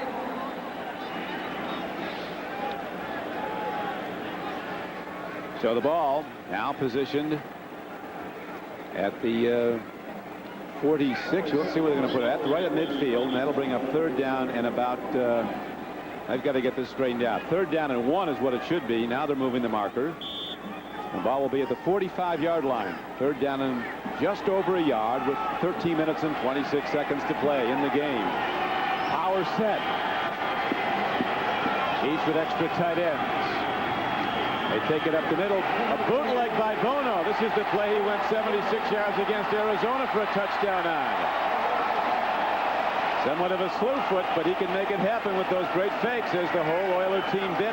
And the Chiefs have a 1st down. Oh, can they sucker you with this play? They had Michael Barrow. Once he recognizes it, it's too late, so he's scrambling around on the ground. As you mentioned, against Arizona, it was Valerio leading Bono the length of the field almost. This time it's Keith Cash turning around to get a block. They run that play as well as anybody in the league. They get big plays out of it. Bono heading for the sideline, not the end zone. He saw he had the 1st down. Well done. Now he looks, dumps it over the middle. And a good hit made an open field on Kimball Anders. Is coming up was Joe Bowden, who must have double-digit tackles. He makes the stop, but the Chiefs are in field goal range with a 1-point lead. A field goal would be huge, forcing the Oilers to score a touchdown. Still a lot of time left, though. 12:35 to play in the game. There's Stoyanovich, the ex-Dolphin. Surprised a lot of people, Beasley, when Jimmy Johnson traded Stoyanovich to Kansas City. You know, it did, and a lot of people have been surprised at a couple of moves by Jimmy. Well, the guy kept the kickoff into the end zone. As the run by Greg Hill is going to be to about the 25-yard line of the Oilers. Stopped by Blaine Bishop. Watch Kimball Anders taking on Michael Barrow here. Oh, man. Oh, my goodness. That is textbook perfection. Face in the numbers and driving a man back on his back. Oh, my. Using every ounce of his 230 pounds to knock down Barrow. 3rd down, and the Chiefs need 7 from the 25-yard line. Here's a throw and a catch. Free ball incomplete. Ball is separated from the receiver by Marcus Robertson. Danon Hughes had it for the moment. It's incomplete. And Stoyanovich and the Kansas City field goal unit now take the field, looking to extend the KC lead to 4. Kansas City returned home next Sunday for their home opener against the Oakland Raiders at Arrowhead Stadium. Raiders still winning 14-13 at Baltimore. Oilers have a tough one. They go on the road to play Jacksonville, at Jacksonville, team that's right now leading the Steelers. 43-yard field goal, and Stoyanovich doing what he was brought in to do, and that's drive through the long ones. And the Oilers now find themselves down by 4 with 11:27 left to play. All across America, there to see us through. Just around the corner, a neighborhood Jiffy Lube. Since 1979, Jiffy Lube has serviced over 100 million cars. Jiffy Lube's signature service. And we offer Pennzoil. 3,000 miles, you make us smile. America's Jiffy Lube. Jiffy Lube, America's favorite oil change. Time. It fools you. You think you have all the time in the world, and then one morning you wake up and you're older and getting closer to retirement. But many Americans haven't saved enough to enjoy it. That's why there's Sun America. Ask your financial advisor about us today. Because it's not just your retirement, it's your future. Look to the sun. Sun America. Herman Mortgage, right? Don Cornelius, come to ask you a favor. Don Cornelius, can you teach me to dance? What, like the funky chicken or the mashed potatoes? Oh, man, like the men's on. Free your mind, Herman. And your feet will follow. Take the oath. This is my planet. Herman, you sure you from Motown? In 2 weeks, quarterback Ron Paulus leads the Fighting Irish of Notre Dame in their home debut when they face the upset-minded Purdue Boilermakers. Notre Dame football is home on NBC. You're watching the NFL on NBC.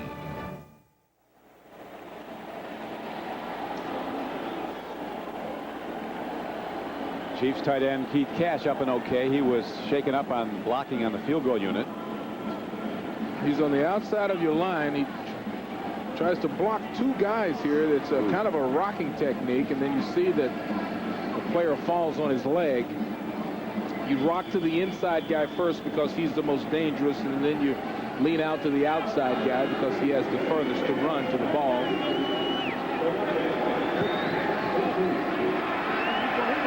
Kansas City's kickoff is fielded at the 7 by Mel Gray. And again, Kansas City special teams coverage is very good. And so down by 4, the Oilers will have the ball with the long field to go in the fourth quarter. It's 2016. I tried going cold turkey, quitting smoking, and it didn't work because I did not have the control that I thought I had. The bottom line is I went back to smoking again. But this is working. The Nicotrol patch is really working. New Nicotrol, a whole new and simple way to help you quit. Only Nicotrol has a 6-week program, not 10 weeks like the other patch or 12 weeks like the gum. You know, I don't sit around thinking about, can I make it, can I do it? I know I can, and I know I can make it. 6 weeks, 1 step. Take control with Nicotrol. As the dark pulls its covers down tight, we curl up in our beds and whisper, good night. Serta, we make the world's best mattress. Now at KFC, you can mix roasted chicken with fried chicken, mix hot wings with honey barbecue wings, and your meal might get started before you get to the table. Get 6 wings pieces for $1.99, 20 for $5.99. Emmett Smith, Thurman Thomas, Rodney Hampton, Curtis Martin, and more. 8 elite NFL running backs in a test to see who's best as they run to daylight. Plus, who's the league's top speed burner? The NFL's fastest man settles the score on Sports World next Saturday at 4:30 Eastern on NBC.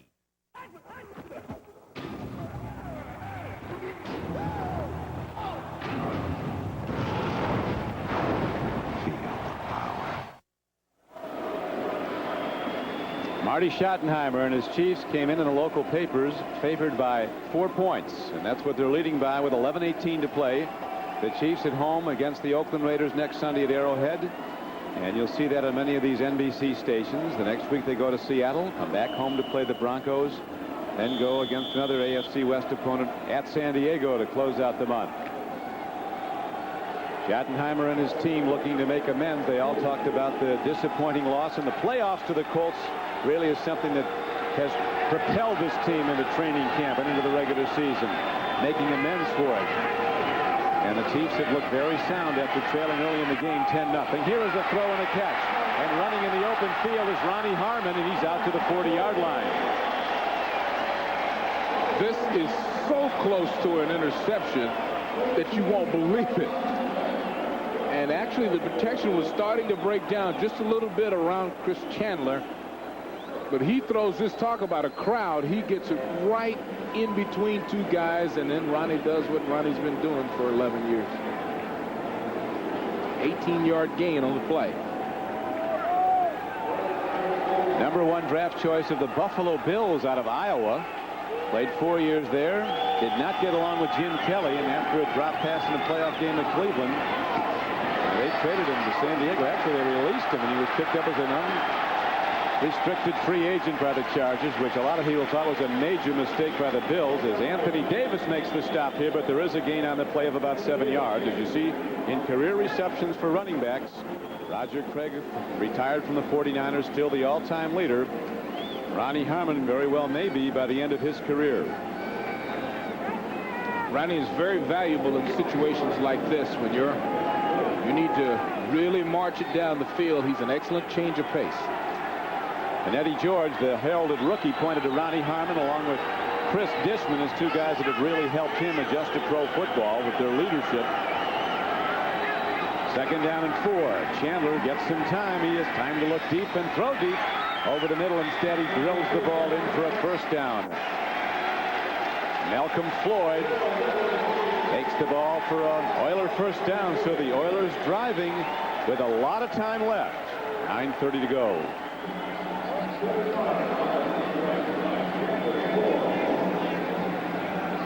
Keith Cash has a strained knee, and questionable whether or not he'll return. Beasley, important player. Yes, he is. He's been involved in a lot of things, like an H-back, like a tight end.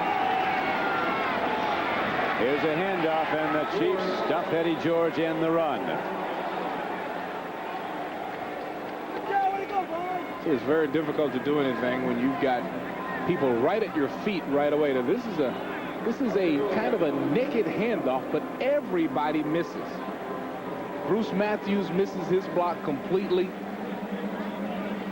Brad Hopkins missed his block completely. Jerry Rome calling the plays. Oilers dig in. 2nd down. They need 11. Here's a blitz. Picked up. Chandler gets time. Now he's running out of time, and he's on the run. And Chris Chandler's ahead inside the 40 and dives ahead to the 35-yard line. Chandler has a 1st down for Houston. What a game. This is a great game.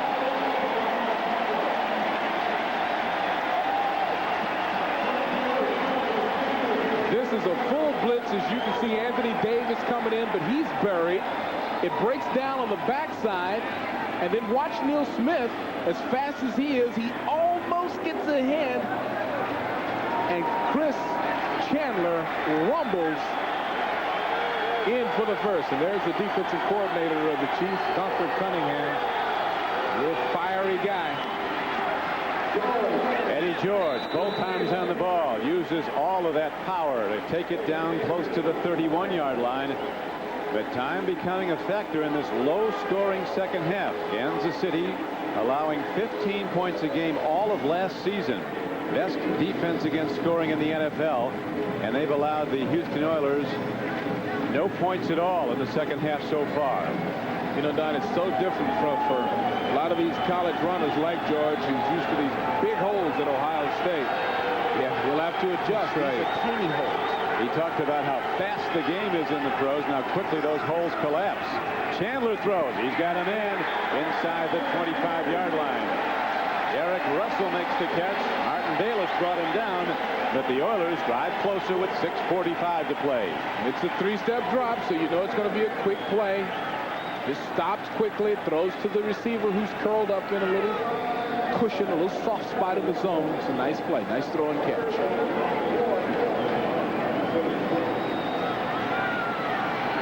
Look out for Chris Sanders going wide right. He'll be at the top of your screen. This is where your veteran quarterback really comes in handy. No mistakes down here. Hand off. Eddie George. They talked, Jerry Rome did, about how quick his feet are for such a big man, how he can change directions. He does that there. And Eddie George is starting to build up some yardage inside the 20. He gains 7. And remember, this is 235. Watch the 2-foot cut right there to go at almost 45 degrees, and then another nice cut about 6 or 7 yards downfield. That's very difficult for a big man to do. Very rare when a guy can do that at his size. You'll recall he had 10 carries for only 5 yards to start out, but now he is up to 39 yards and 19 carries. So he has 29 yards in those last 9 carries. They go back to Eddie George all day long, and George cuts back inside the 10-yard line. They're the best runner in college football last season. The Heisman Trophy winner from Ohio State carries the load, and this is opening day in the NFL. I still think he's cutting against Ghost a little bit.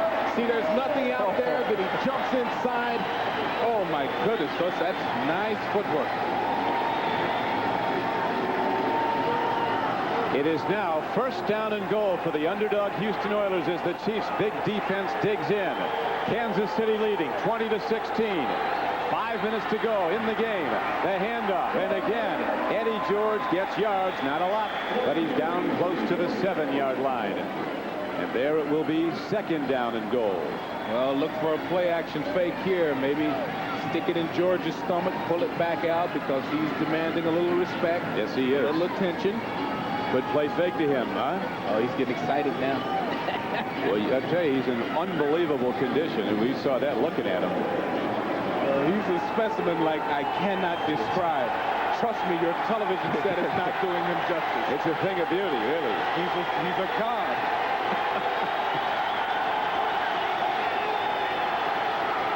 Chandler looks, he throws. Incomplete to Chris Sanders. And a huge down comes up now with 4:15 to play. The Oilers have to settle for a field goal. They'd still be down by 1 and have to have a defensive stop and get the ball back. I think you've got a couple of people upset here. That might have been the wrong route. See, Chris is upset. I think he's upset. Yeah, see, I think he's yelling at his receiver. When you're in a bump and run at that end of the field, normally you turn that quick out into a fade route up the sideline. They might go to him again, though. That's Sanders to the right. That might not have been a good route, but he runs a lot of them. Chandler steps up, steps in. He's heading towards the end zone, and he gets to the 5-yard line. And it's fourth down coming up. His team down by 4 points. And the clock down to 4 minutes to play. And Jeff Fisher, general that he is, makes a quick decision. We're going to go for the field goal and get to within 1. You got a kicker like this, Del Greco. He can win it for you from 55 if need be, but the Chiefs aren't about to give the ball back if they can help it. Well, he may be rethinking this issue. He's trying to get a timeout in. Timeout. Timeout, Houston. 3:41 to play, and the Oilers down by 4. Call timeout. Dr. Catherine Homrick cares for some very demanding patients in upstate New York. I drive a lot. Some days I'll drive up to 300 miles a day to see my clients. Fortunately, this veterinarian drives the reliable Mitsubishi Galant. My Galant makes my life a lot easier. With the weather being unpredictable, it's real important that I have a dependable vehicle. The Mitsubishi Galant, a car you can depend on, even when it's raining cats and dogs. The Galant from Mitsubishi, the new thinking in automobiles. You've been thinking about getting a digital satellite dish. And thinking some more. Well, think about this. The people at Radio Shack can answer your questions. Plus, now they've got great deals. Own an RCA brand DSS dish with programming for about $1 a day plus installation. Up to 200 channels of select movies and sports available on USSB and DirecTV. Think about it. Better yet, stop thinking about it. Radio Shack. You've got questions, we've got answers. Wrangler jeans. Available in the 2 colors boys prefer most. Black and blue. Wrangler. Real, comfortable jeans. Pine Lake. 3 friends. 3 pair of Wrangler jeans. Everybody's comfortable. Even the fish. Wrangler. Real, comfortable jeans. The NFL on NBC is brought to you by the car you can depend on, the 1996 Mitsubishi Galant. By AT&T, your true choice. And by McDonald's Arch Deluxe. It's the burger with a grown-up taste. A critical time for the field general, the coach, who has to make the call now. It's going to be for a field goal try, Beasley. Now, they would never fake it here, but they did show a fake in preseason, a fake extra point or field goal, and a fake punt they showed. They'll kick it here. Take it they do. Del Greco, good again. He's been on target all day long, and he brings the Houston Oilers to within 1. But the Chiefs will get the ball back on a Houston kickoff when we come back. Perfect for any game, Domino's has the perfect play. Choose from 3 delicious crusts. There's classic hand-tossed, crunchy thin crust, or go deep with thick ultimate deep dish. So make the call and have it all.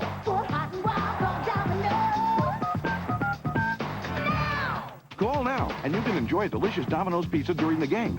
And why not add some of Domino's spicy buffalo wings or steaming hot breadsticks?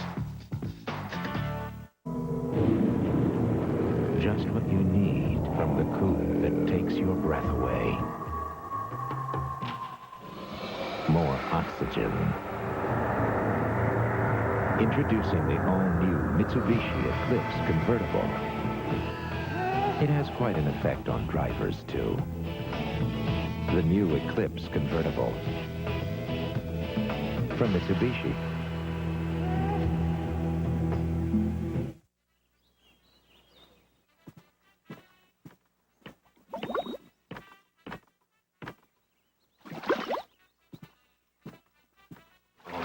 The new Coors Light can is attracting a lot of attention. It has a wider mouth, so you can enjoy more of the cold taste of the Rockies. Get ready to quench your giant thirst with the new wide-mouth can from Coors Light. The NFL on NBC is brought to you by Domino's Pizza. Call now and enjoy a hot, delicious Domino's Pizza during the game. For hot and wow, call Domino's now.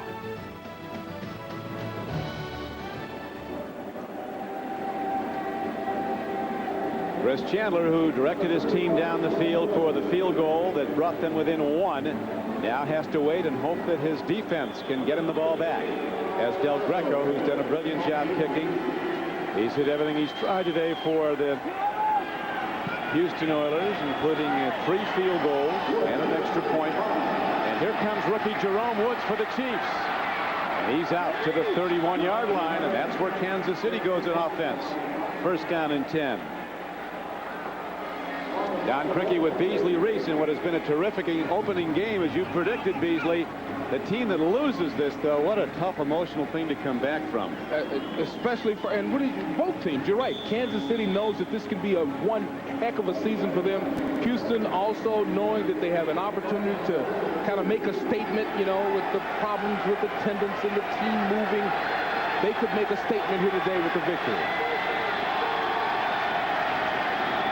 Bono makes a throw and makes a connection out to the 40-yard line. Now they're going to rule it skipped off the ground. No completion. Chris Penn caught it on the 1 hop, says the side judge.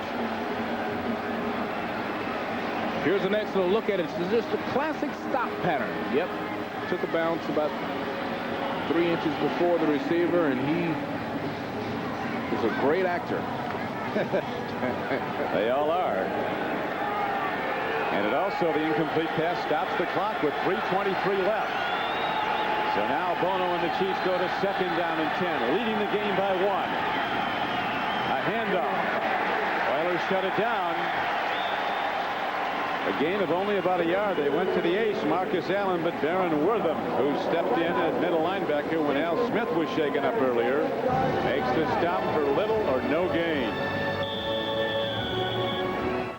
The legendary chalice of Malta has never come cheap. In 1238, it was captured by 10,000 Celts.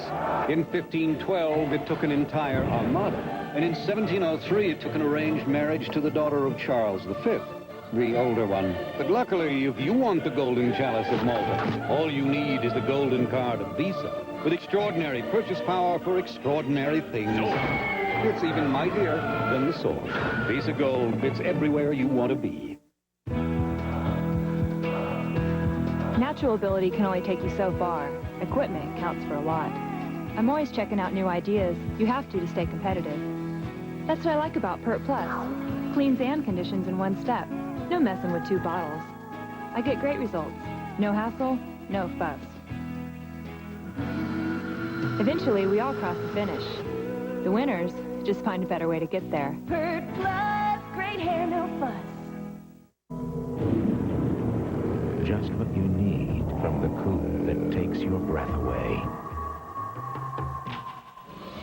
More oxygen. Introducing the all-new Mitsubishi Eclipse convertible.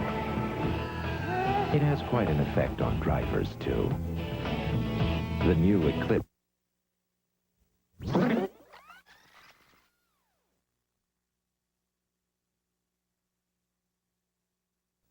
Earlier today on the NFL on NBC, Mike Ditka had this to say about the Cowboys' turbulent offseason. There's no question what Michael Irvin did is wrong. He broke the laws of the league, he broke the laws of society. And Chris Collinsworth on Dan Reeves and the Giants. Now they have a lame duck head football coach and a franchise that's going backward. The NFL on NBC next Sunday at noon Eastern. The pressure's on in Houston, Texas.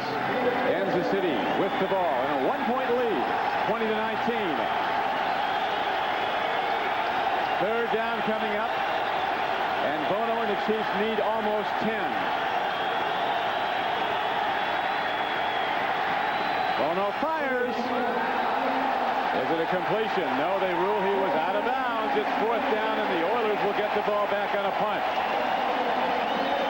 Chris Dishman defending Tim Eric Vanover. Let's watch Marty Schottenheimer during the play.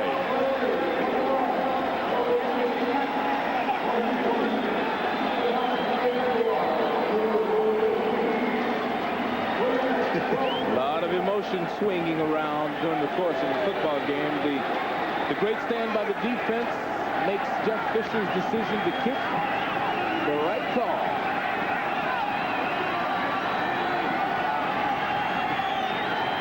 Aguilar is blocked. The punt is blocked by the Oilers. Penalty marker down. This is coming back. Ronnie Harmon looked like the guy got a hand on the ball.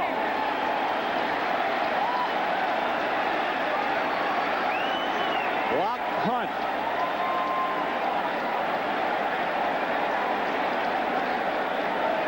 They have to have a meeting on this. 2 penalty markers were down. And we will late as Marty Schottenheimer and everybody else will. Looked like Ronnie Harmon got a piece of it. And Dick Hantak will give the signal.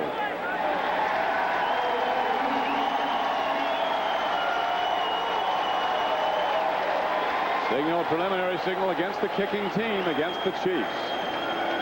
That's such a smart play to go for the block there, because Kansas City assuming that Houston just glad to get possession of the ball with the opportunity to go down and get in field goal range and take a lead. Good point. They kind of relaxed the punt blocking. Just a little bit to the punt block, and they actually pull it off.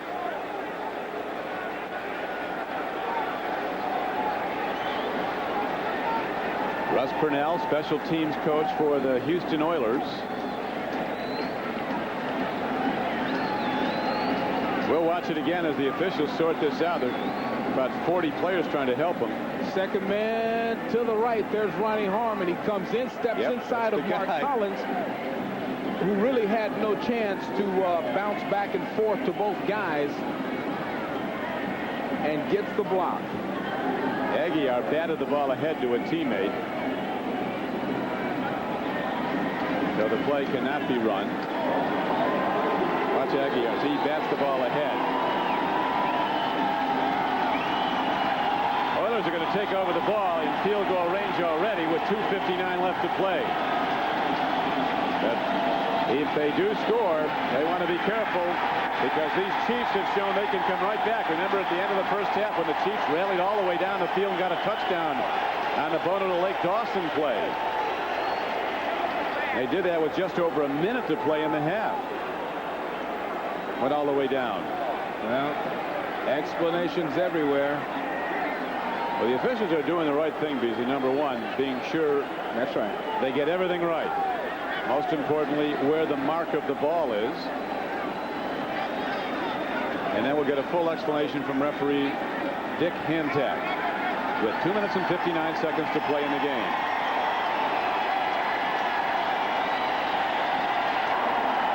We have an illegal bat on Kansas City. The ball is is recovered beyond the line, beyond the line by Kansas City. It is a spot of illegal touching. The ball cannot.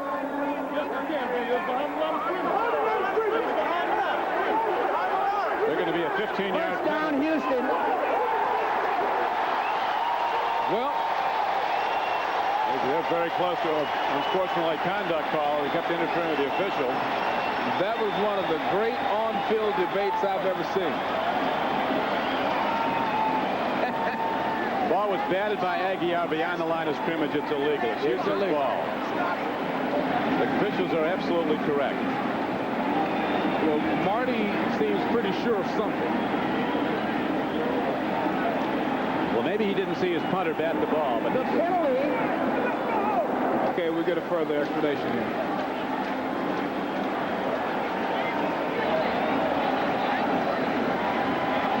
Are they still working on it?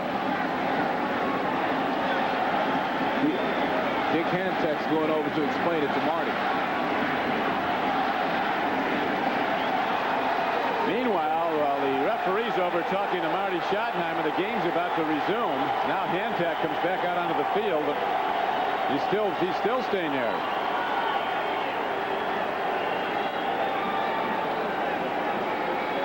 It was a 4th down and 10 play. Aguiar, the Kansas City punter, hit the ball. It was blocked by an unblocked punt rusher, Ronnie Harmon. The ball was clarification on the play. We had illegal batting by the kicking team, Kansas City.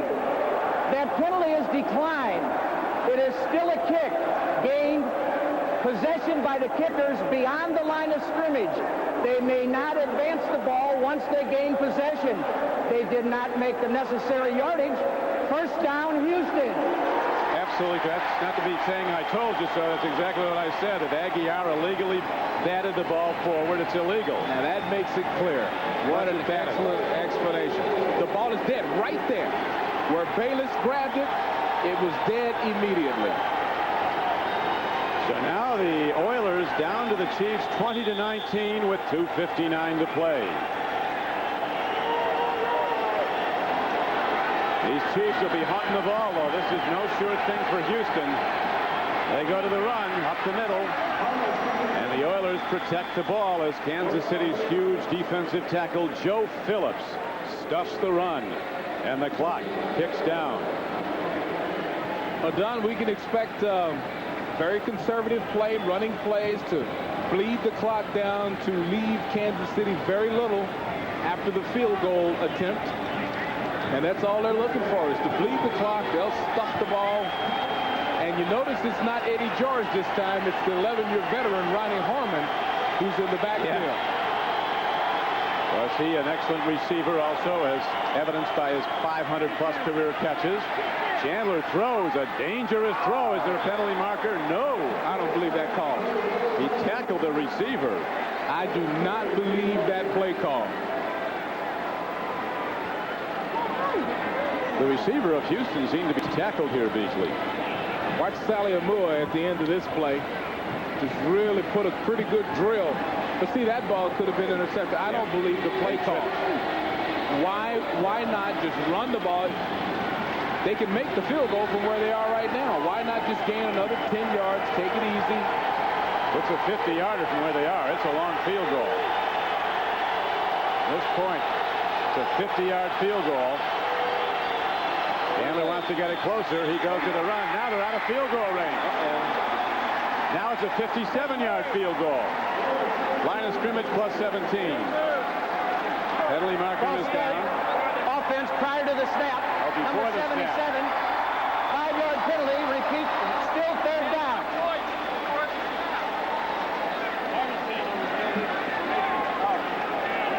Now we see Fisher protesting that hard count, drawing him off. Please reset the game clock to read 2 minutes and 13 seconds. 2 minutes and 13 seconds. Yeah, the offense clearly jumped there before the play started.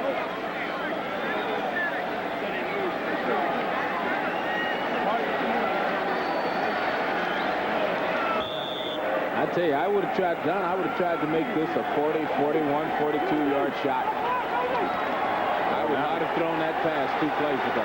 It's the line of scrimmage plus 17 yards. 7 back for the hold and 10 more into the end zone. So Chandler has to throw it downfield. Here's his bootleg. Here comes a blitz. He releases the ball, and he comes in high. With 2:08 to play. Still a lot of time. Will they pooch, punt, and try to get a defensive stop? They're sending Reggie Roby out. Now this is Del Greco coming out with him. Roby's going to hold. The kick will be from the 47-yard line. Be a 57-yard field goal. Al Del Greco can hit it from, well, it's going to be 56-Worth's position now. 56-yard field goal try. The whole Chiefs team's going to rush him. High snap. And the kick is going to be short. But my friends, it's not over. 2:02 left to play. And the Chiefs take over the ball. By rule, a missed field goal is returned for the spot of the attempt.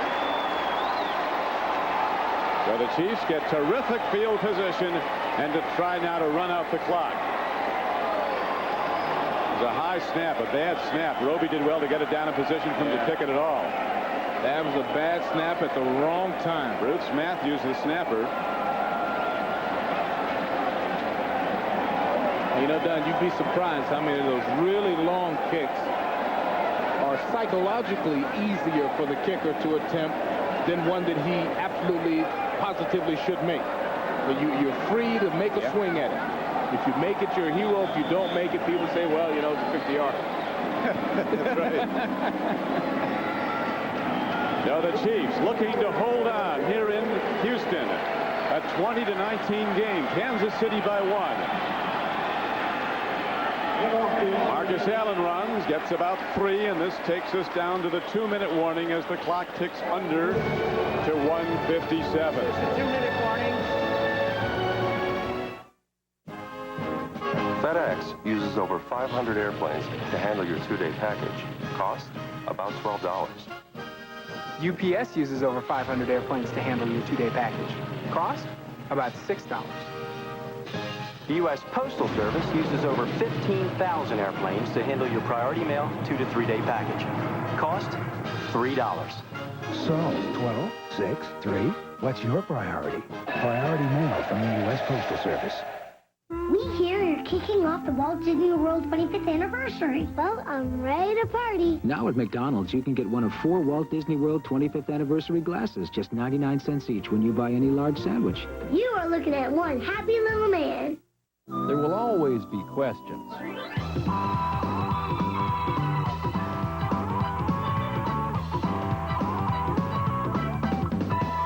We'll answer the ones about cars. Oh, no, it's back. Prescription Strength Desonex knows how bad athletes' foot can get. Knows about the burning, the itching, the cracking. It can feel like a soldering iron between your toes. Now is the time to hit it with strong medicine. Before it gets really bad. Prescription Strength Desonex has the same medicine that doctors prescribe again and again. Because nothing you can buy works better to cure athletes' foot. Nothing. Prescription Strength Desonex. Because prescription strength is strong medicine.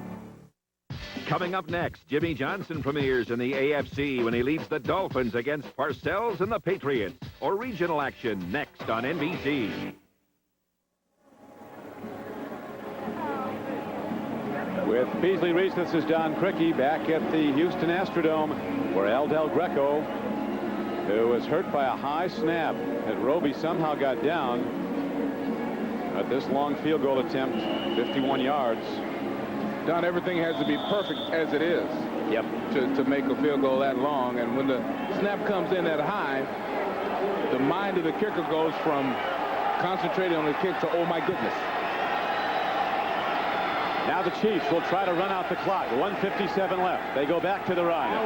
Marcus Allen slashes across the 50 on 2nd down and 6. He got about 3, and the Oilers call a timeout with 1:51 to play. Timeout. Mitsubishi Motors presents Diamonds in the Rough. They'd lost an NFL record 26 games in a row, but in 1979, America's most notorious losers were losers no more. In just their 4th season, the Tampa Bay Buccaneers made the quantum leap from worst to first.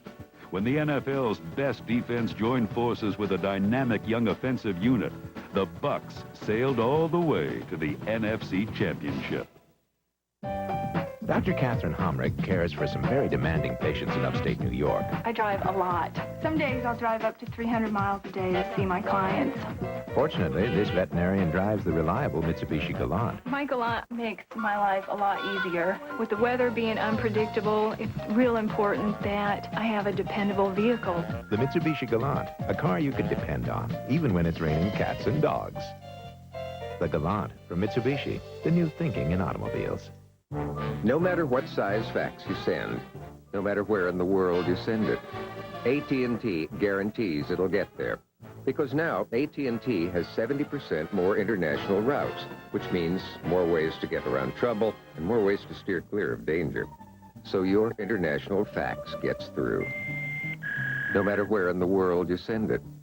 Guaranteed network reliability at a competitive price, only from AT&T for the life of your business.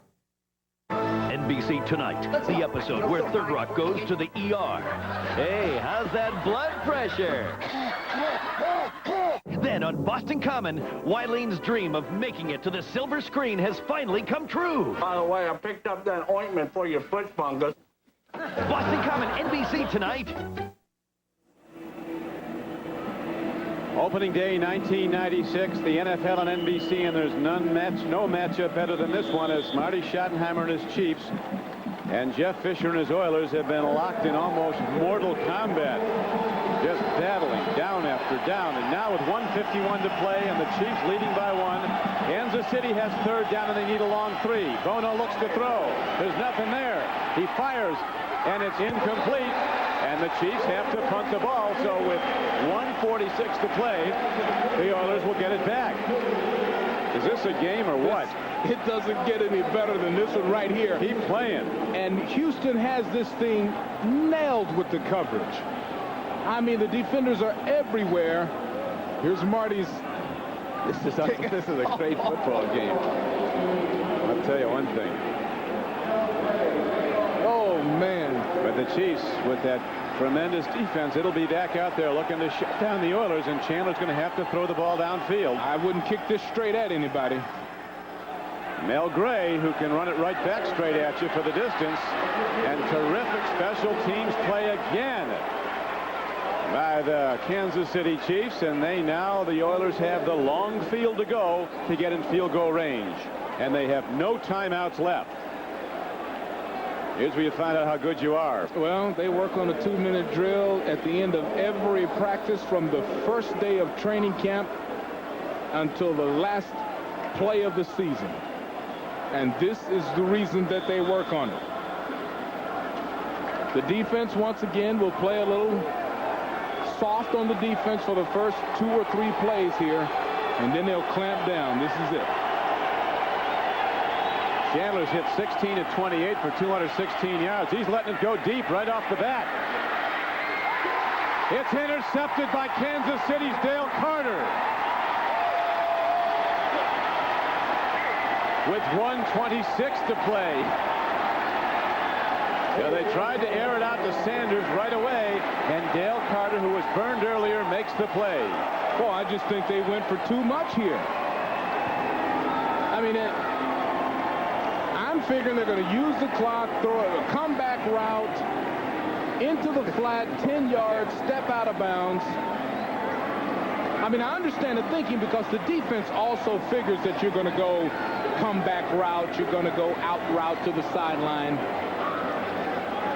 And that, Beasley, was the Oilers' first turnover of this game. But there's still 1:26 to play. However, 4 running plays will end it because the Oilers are out of timeouts, and so they go into their prevent formation. Bono will take the snap and down the ball and let the clock run. And the countdown to the Chiefs' opening victory is now on. What a battle put up by Jeff Fisher and his Oilers. But in the end, some dramatic and wild plays, and the Kansas City Chiefs, who held Houston to 3 points in the second half, are going to come away with a 1-point victory, as Houston is now powerless to stop the clock. Chris Dishman taking it hard. It's a doubleheader day on NBC Sports. Most of you will see the Dolphins and the Patriots. Drew Bledsoe was intercepted early, New England's quarterback, and Miami ran it back for a touchdown. Some wild stuff happening down at that stadium in South Florida. Well, John, this is the way the Kansas City Chiefs win games. Yeah, that's right. They find a way to win. Find a way to win. They keep it close. And Houston just barely lost to what might be the best team, certainly the best 2 or 3 teams in the National Football League. I mean, watch their season last year and the players they were able to keep to return here. And the Chiefs will be most happy to get out of here with a 1-point win, their uniforms, and get on the plane and go back to KC to get ready for the Raiders, who were beaten at Baltimore today. And that will do it. We'll be coming back, though, to Houston, as the final score is the Kansas City Chiefs 20, the Houston Oilers 19. What a game it's been.